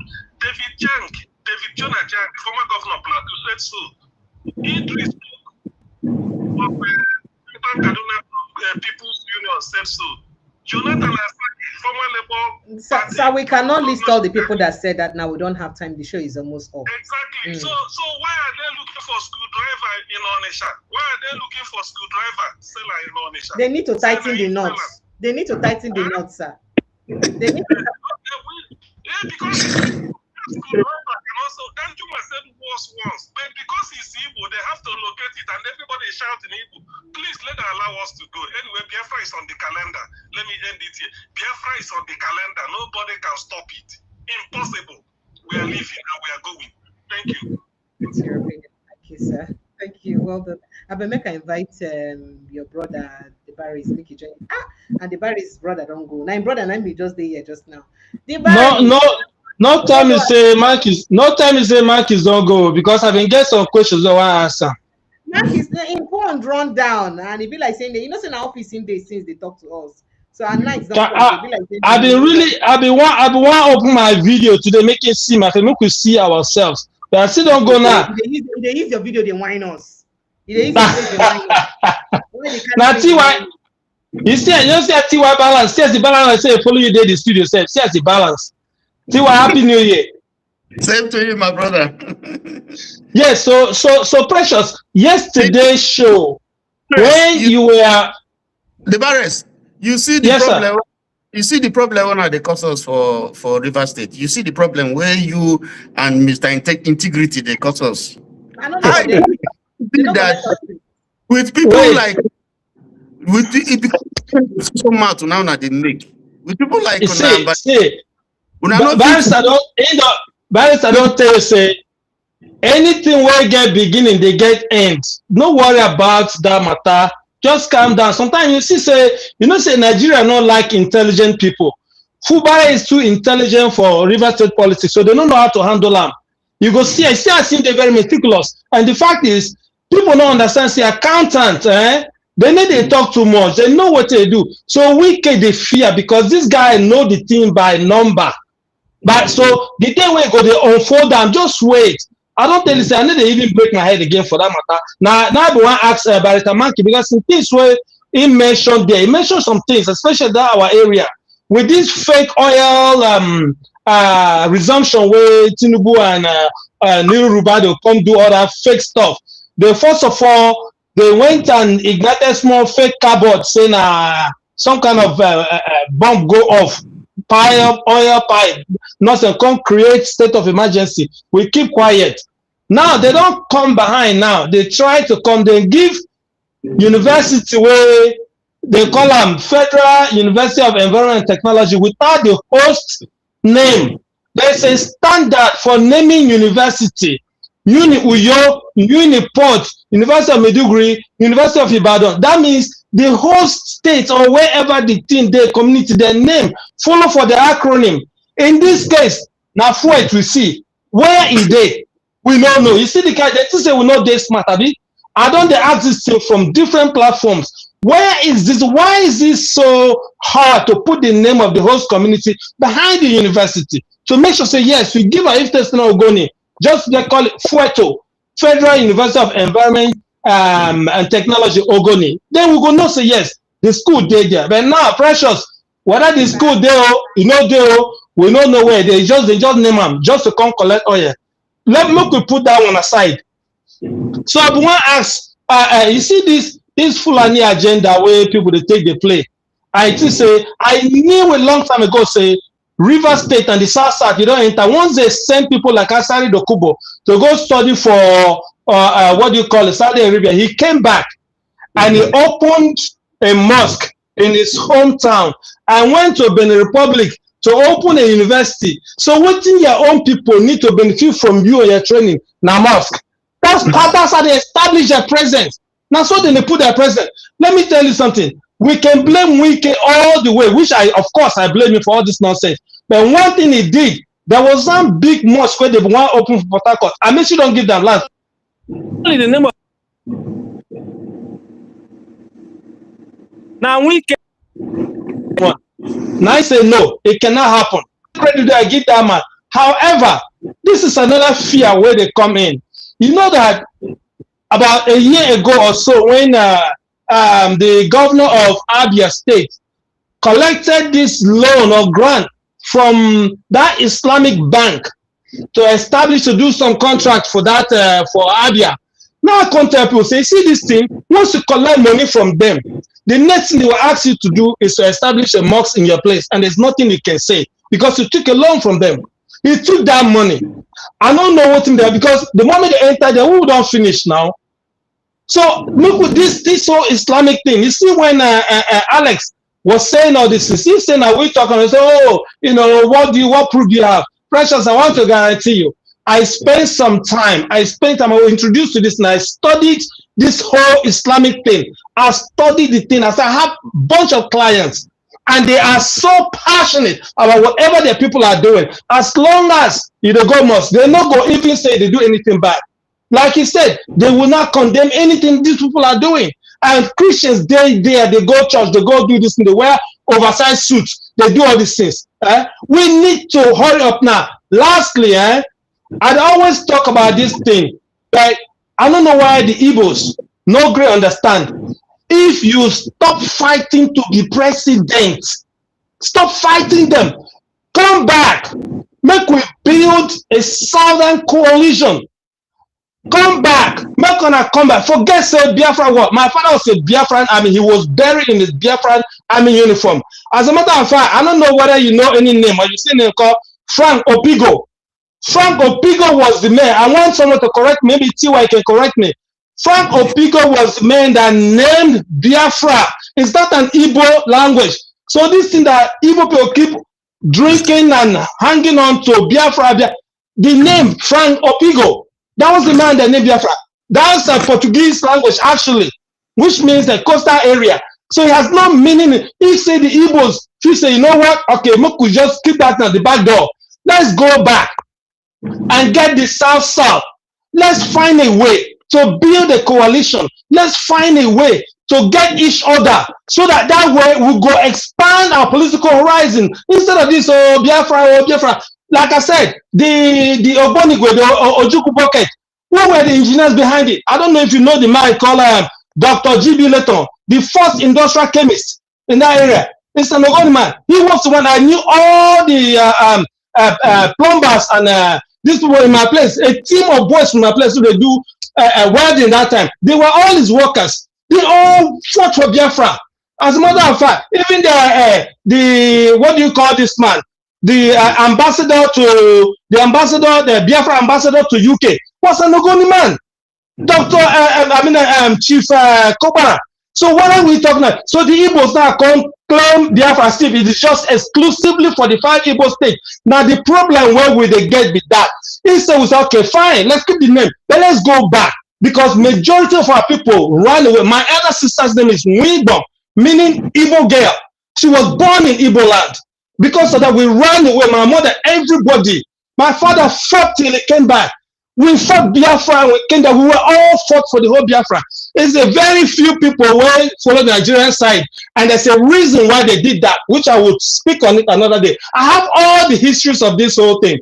So with that, let the Igbos, make we just forget, say, as you are, if you be my senior brother and you do some attempt to say you offended me, and I said, Tiwa, you're not my brother again. Does that make you not my brother? Just because I was angry. Okay, if say the South, say, oh, they don't divide the thing. And the Igbos knew why they divided it. Fine. But let's come back and say, you know what, my people, make we forget the past. Oh yeah, but you asked somebody yesterday, I believe you asked us, say, you tell us, say, Precious, tell the guy, say, if they create state for even the South, even the Igbos, they go see if they argue with you, I just listen. I said, this guy, yes. No, you're not listening now. Then you suppose they take out all those things, find a way to say, let's come back together. Bring that topic to that carry God beg you. My body they pay me. I can't drag me when they drag me. I've been listening. I listened to the whole thing, but they never understood where you are coming from. I am not somebody who gives in to bullying anyway. So no, yeah, he was. Don't worry. I see the thing. I say. Let that issue die, please. I'm begging you. Okay, no, don't let them go. I was just saying that the fact is that up till now, on a one talk, they say Biafra state. How? Where going to be the boundary? Is it going to be the 5 Igbo states?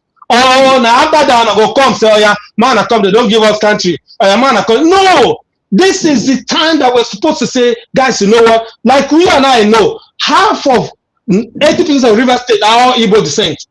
Go to Cross River. Let's come down and say, let's Forget this whole national thing and build ourselves within the South. We are all Christians, if not 99.9%.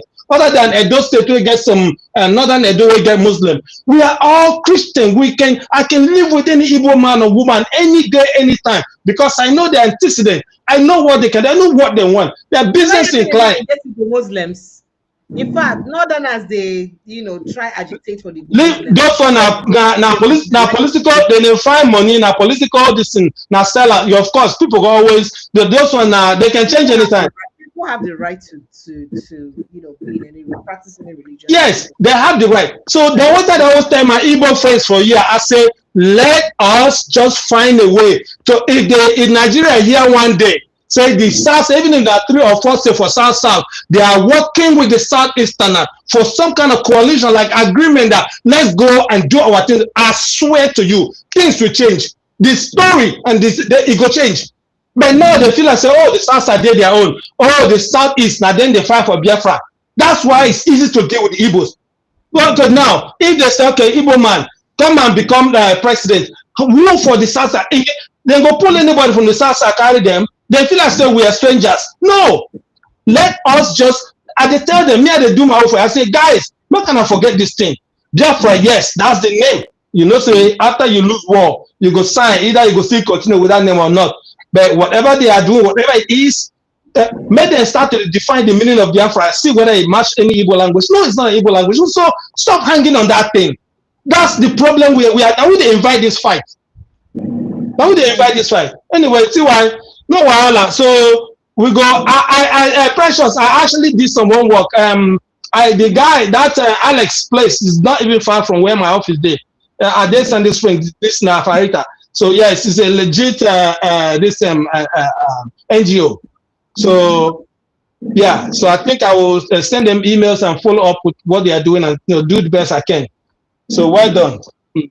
I don't know why Monkey can't go today. I want to ask him. Get plenty things to talk about it. I want to ask him something. I go catch him again. Well done. Thank you so much. I think I quickly bring a comparable factor and Oga Edwin made them quickly talk. Open allow me make a go rest. I have things to do. That's why I started this broadcast a bit early. You're welcome. Comparable facts. Good evening and welcome, Mr. Mob. Yeah, good evening. Hi, Tiwa Danjuma, my brother. How you doing? I'm Precious. Precious, the precious lady. Hey, let me be that. Yeah, now you be that now. And the rest of my brothers over there, it's nice to see you. Next person, the Barrys. That's how you find. You fresh now. Why you got to hide your face since now? You don't mute yourself. You're muted. Don't worry. You're muted. Now I see the ginger with your body. The ginger day. Precious. Leave fanboys alone now. Yay. Don't put me in trouble, please. Okay. Thank you, sir. But anyway, it's nice to see everybody. Thank you. Nigeria matter don't tire me, okay? Since I came back, I needed to take a break, just to get myself together. It's just so exhausting talking about Nigerian problem, I mean, sometimes, you need to concentrate on your mental health, okay? But like you said, we shall always be talking about Nigeria. So Nigeria has a lot of problem. I mean, where do I start? Now we use an example of what just transpired recently, the recent concluded African Cup of Nations. That show you where Nigeria has come from, Do you know that the last time we hosted, I'm just giving this as an example, where Nigeria has pretty much, regressed. The last time we hosted any African competition was the junior national team. I think it was the under 27. That's like more than a decade ago. I think about 15 years ago. That means, everything in Nigeria is just kind of regressing. I think we have plateaued to the level that there's no progression. So it's very pain me. But anyway, I didn't come here to talk about Nigeria. I wanted to ask you something and greet everybody. I had a news that Atiku, is it Atiku or Atiku's son has joined APC? Can you confirm or deny that, please? Yeah, he did over the weekend and last week. And is it the son or Atiku? He's his son. I didn't tell you today. So Atiku Abubakar tweeted today and cautioned everyone to stop insulting Peter Obi. and himself over ADC issue. He tweeted that and said that that's actually what their oppositions would want, and then he want everyone to please. I think he did this because somebody responded to an insult on Peter Obi and said that Atiku fans are always used to insult Peter Obi. And that said that first, anyone who insults Obi or Atiku do not mean well leaders. The coalition and ADC and for Nigeria and Nigerians. The only persons who benefit from such a civil war are the APC urban bandits. Check, here we take them. Oops, bandits with the urban. Who wants to maintain the satanic state status quo? Who are better? So, I said we are better together, rather. So I hope that this social media will stop somehow. Go So ahead. let me conclude. So I will give other people a chance to speak. Talk and move on. Go ahead. I don't really want to talk about Nigerian problem, but the last time the recent, come back from Nigeria, I had a good time because there was never any kind of insecurity. Oh, you were in Nigeria? Yes. Oh wow, The only kind of insecurity that I kind of was the only kind of problem that I have was checkpoint everywhere, people collecting money, like all these police people. That was the only thing. So Southeast was quite peaceful, even in your time. Like I came to Port Harcourt. I traveled most of this, yeah, I traveled most of a lot of the region. From there, I went to Aba, from Aba I went to Umuahia, So I travel a lot and by road too, don't ask me whether I have security or not. That's not important. But anyway, everything was quite peaceful. So I didn't have any problem. Southeast was very good, during my last trip. So Thank you. yeah, thank you very much. All right. Thank you so much. I appreciate you, Mr. Thank you. All right, Mr. Edwin, let's have you jump in very quickly. Yeah, Precious, good evening. Good evening, sir. How are you? TY, I just see you at Joey Salute. Almost 3 hours. Quick, make a go. Yeah, I know. Precious, where has your guest gone to? Is it discharge him or what? He has commoted. He don't tire for Nigeria problem. No, he not tire. Network and the lights, NEPA commoter. Oh, okay. Precious, my slogan is, what have we done about electoral reforms?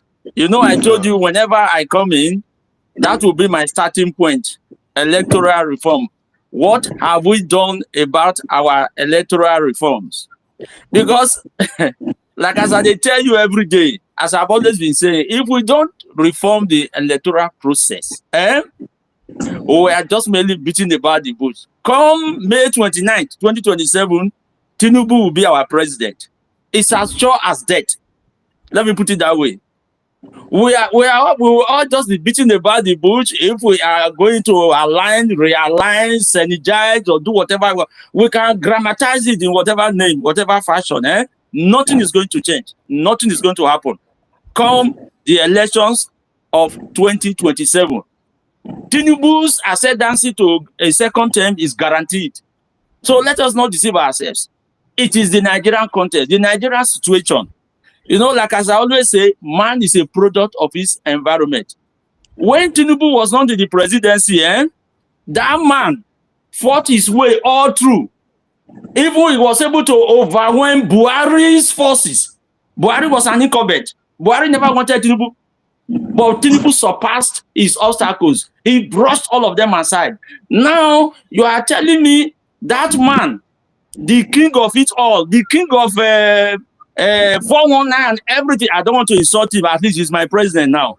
And you think you can come when he is there now, at the end of affairs. He's at the saddle there now. You think any force or forces will put Tinubu out? Like as I've always said, Tinubu is not Jonathan. Tinubu is not going to guarantee you any level playing field whatsoever. So you can take that to the bank, as they say in Nigeria. So whether we like it or not, if we don't reform the electoral process and then see to the letters, cross the T's, does the I's, and make sure the National Assembly does the right thing. Everybody there now that are currently defecting from ADC, from all those. Look, let me tell you, Tinubu has his tentacles pierced into every pile of the Nigerian society. So we just be deceiving ourselves. You think Tinubu is looking very sluggish, looking tired. That man is the biggest crook on earth. And let me tell you, nothing is going to change. So whether Obasanjo goes to sleep in Babangida's house, whether Abubakar goes to consult Obi in Anambra, we can do whatever we want to do. There is no way Tinubu is going to lose an election where he has even appointed the referee. You want Professor Amukucho to conduct an election? Mr. Edwin, so that it doesn't look like we're deliberately not just confusing Nigerians, but discouraging Nigerians. If you're saying that Tinubu has lost and you're insisting we has won the election already, so you think that the electoral reform that you're campaigning for would make him lose? It will make him lose. Yes. It will make him lose. It So will. Look, like Precious, hold on. Let me land. Let me land. Just give me. Let me analyze fast. Let me tell you what is on ground.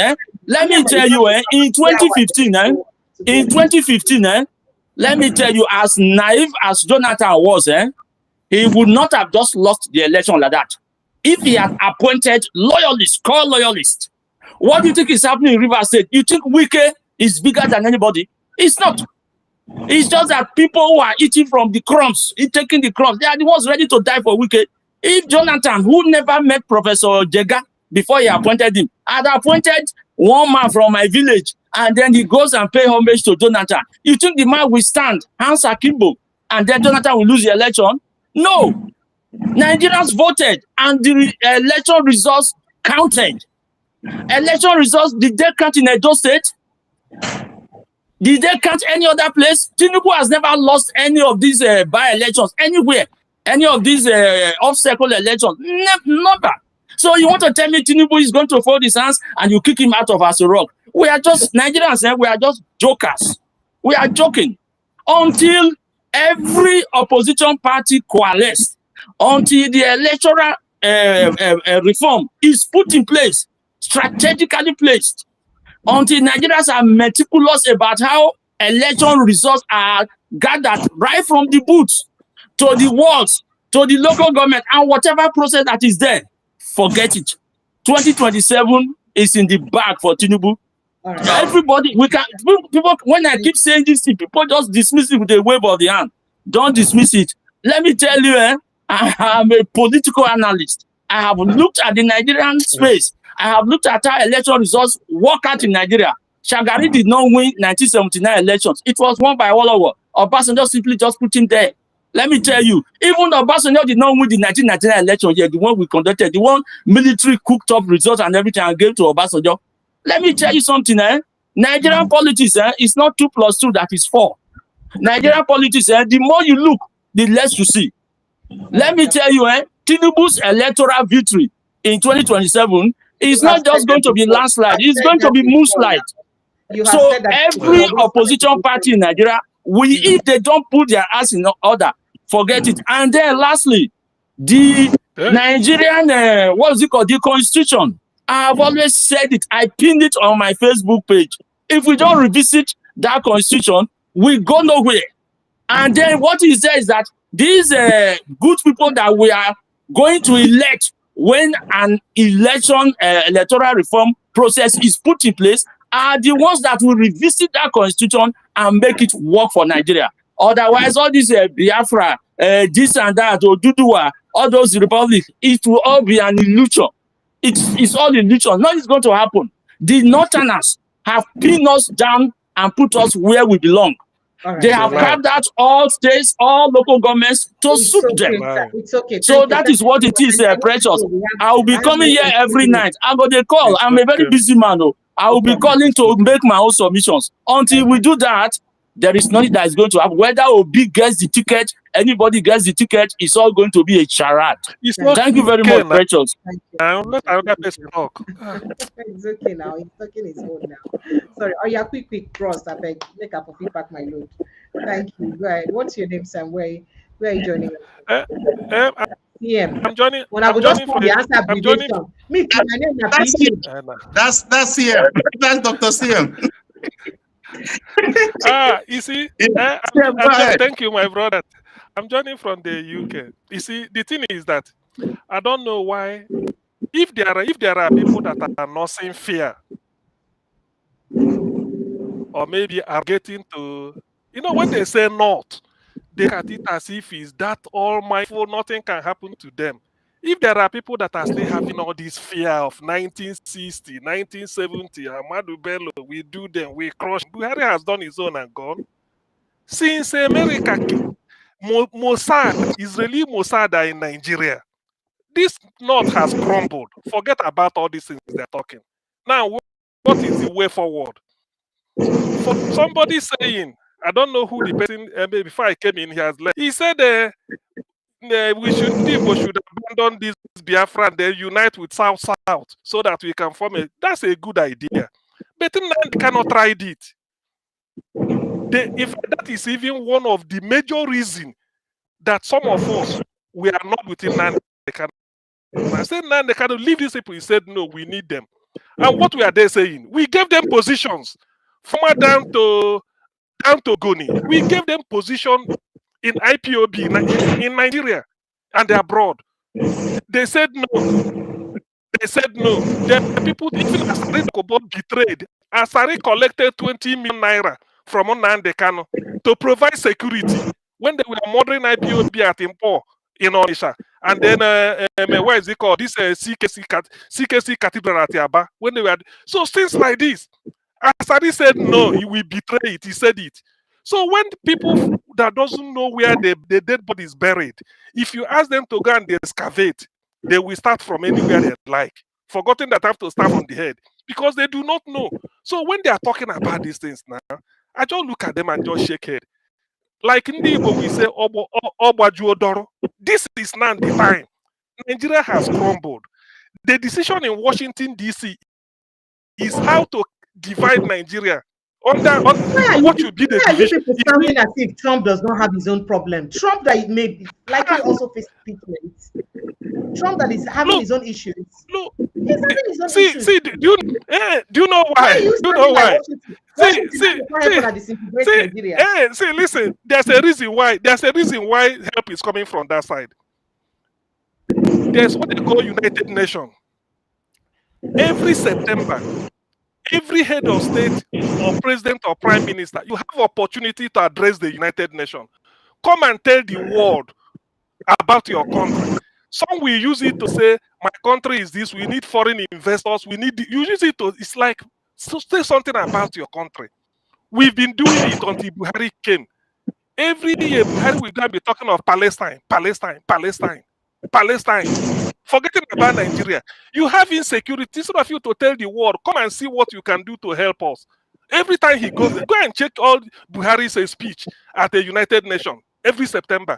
Palestine should be this. Palestine should be that. Is that what we are here? But we are dying in Nigeria. Okay, now the last one this man went to Shetima because Tinubu cannot enter US.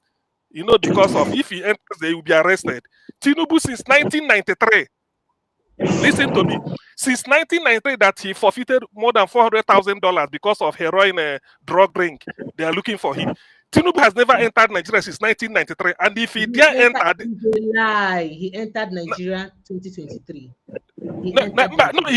He entered America. Sorry, he entered America. Where? Where? Huh? Where? Attend UN Congress. New York. He can go to the UN. He can go to the UN. Okay, but me, I'm just saying that he entered. I'm talking of America. That one, you see, listen.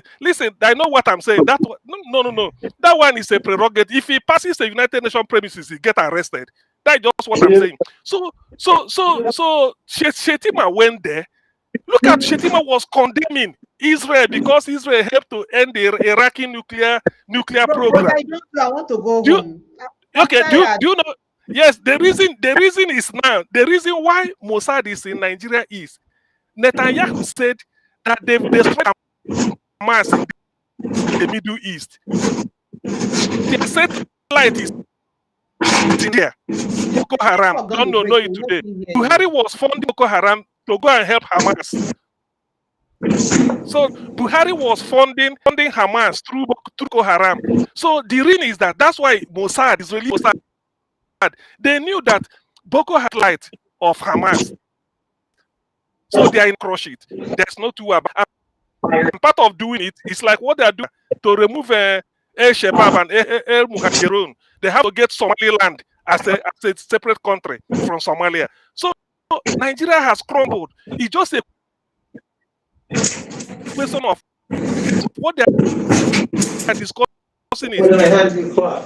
All right, thank you. Thank you. Your network has gone bad. How do they know we are partition? Who will belong? All right, CM, we cannot keep waiting for you. Your network is bad. All this nonsense I let you wrap up. See why network they're saying is a lie.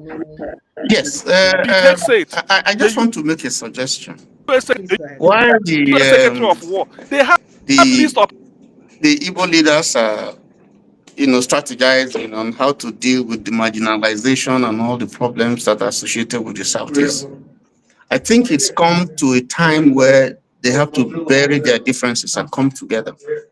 Now, the first thing, that will help them is if they are able to hold a conference, a mega Igbo conference that will bring together businessmen, politicians, and so on and so forth to chart a way forward for the Southeast.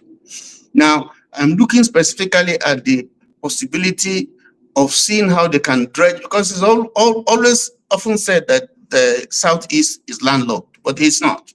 Now, if you look at the Azumili area or look at Oguta and even up to Onitsha, I think they can get a think tank together that will strategize as to how they can, dredge that place. With they can even get counterpart funding from overseas, or if the federal, or even with the federal government, if it allows. I doubt the federal government is going to allow. Once there's an outlet, a major outlet, where you can have maritime activity and trade coming in to Southeast, that would be a game changer, because it will save them. A lot of the people who have their businesses in Lagos, for instance, are doing so because of access to the ports. They are major importers and so on and so forth. So if you have one where they can get their goods in from anywhere within the Southeast, you will see them automatically relocating to the Southeast. It's going to be a busy hub, it's going to be a major hub, and that's going to be a game changer. And I think that's one thing that they should do. Bury their hatchet, the 5 state governors. OT has proven that if you manage your resources very well, if you are prudent with the management of your resources, you can find funds to do that. So they should bury think more, think out of the box, think of the larger picture. If you want the Southeast to progress, if you want to hold Nigeria to ransom, this is one way to do it. Open up that area, see how shipping activities can come in, and then look at the airports. You have a cargo, you have the Onitsha cargo airport there. You have in Imo, so you have the Enugu there. So you have airports, that you can use. You also have dry ports. But the Onitsha thing, if the federal government is not interested in doing it, they can come together and see how they can restructure and rejig this whole project and plan to ensure that they develop and revamp the economy of the East. You see, everybody will come there from Cameroon, from everywhere, and that's going to change the entire trajectory. Nigeria will be begging them. Nigeria would beg them, to stay, or Nigeria will give them, because with that leverage, they can bluff Nigeria, they can bluff whoever, wants, and they have the capability to do that. Right now, the retail sector of the economy is controlled by the Igbos. If they close shop today, if it's possible for them to close shop all over Nigeria, the effect is going to reverberate not just within Nigeria, but across to Cameroon, to Togo, to Benin, West African region will feel the impact. And that's the power that they have. They are in business, they can pull it, they have governors, this is about the issue I raised yesterday that people wanted to eat me wrong. The leaders that you have, not the ones you have now, the ones you've had over time, how much have you held them accountable? No, the river Niger and river where be say if it get proper dredging, you go fit taking containers too. If you dredge them properly. I don't know much about sea transportation, but I should know that a river as big as River Niger can contain something substantial. You understand? But waiting, okay, so if I'm not saying I got federal government get everything we get to do with that, but if all the Southeast governments came together and said that, you know what, federal government, we don't want this in what all the Southeast governors, leaders, generally, National Assembly, all of them, they don't care about honor. And then you guys don't even care that they don't care. That's the point I'm making. You guys have never shown concern, have never pressurized them to do the right thing. If you pressurize them to do the right thing, you know what, we've had enough. We've had enough of this monopoly of seaports in Nigeria. Let's do something, because now we be the major beneficiaries, so now we be the effect fast. If all of them come together, protest, shut down Southeast, all of them go hold. Are you telling me that the five states pull out, say, okay, if I don't give us seaport to go come out to Nigeria, federal government, no matter how stubborn, no go do the right thing, knowing say even the politicians, everybody don't join together. I don't know whether you understand me, but because people with selfish interests have what they want to gain, and then they're not getting enough pressure from their own people, so they feel saying that business as usual. So this begins, and you see, if when I carry the same style, no still hold them accountable, or see feel that, oh, now leaders or one thing, or maybe this attitude, they'll do the same thing when you get Biafra landing. They will do. That's exactly what I was trying to say yesterday. They'll do the same thing. Let's even look at ordinary work. What did they even do as governors? Do you know that 5 Southeast can come together and even create a real network within them like this, to make make them for ease of transportation around the Southeast. As much as we know, say for instance, don't come on railroad now for exclusive what do they call them? Exclusive. Yeah. So they can even say, okay, you know what? Let's build railroad from here to the Lagos. Lagos do light rail. You know, when they do this, they can connect it with light rail. The point I'm making is that you people have leaders without vision. Not that you have leaders without vision. There is nobody, and I'm not get any energy to hold them accountable. And see, we cannot say that because we don't have Biafra yet, so we cannot hold them accountable. Or you don't have Biafra yet, you can't hold them accountable. I don't talk before saying that for the smell of food, they don't know as a good taste. If you don't hold them accountable today and you don't do something that would shake them today, tomorrow will be worse. See, politicians always find a way to wriggle out of something, and they will find their way out of it. So I think it starts with us looking for a way to hold our leaders accountable. We don't agree, so none of us like the way Nigeria is today. So what can we do? How do we begin to hold them accountable? With one voice. If all of us carry one voice, hold them accountable, now everybody don't want kids together. No, but we're not doing that. If one person come out today, once they don't arrest 2 people, everybody don't sit down back. If one person talks today, once they don't threaten that person, everybody does. It's a problem. We too like ourselves. We too like our lives. I just started this last one because I'm tired. I want us to talk. I want us to look forward. I agree. Nigerian living in Nigeria. I agree 100% with you. That's why I'm saying that, you see, the Igbos should look away from all these things about whether they want us to become president or they don't want us to become president. They have the power, just like China is doing. They have the power. That's it. Do you know how many Igbo leaders, do you know how many Igbo big men that have sponsored different presidential elections in Nigeria of other ethnic groups?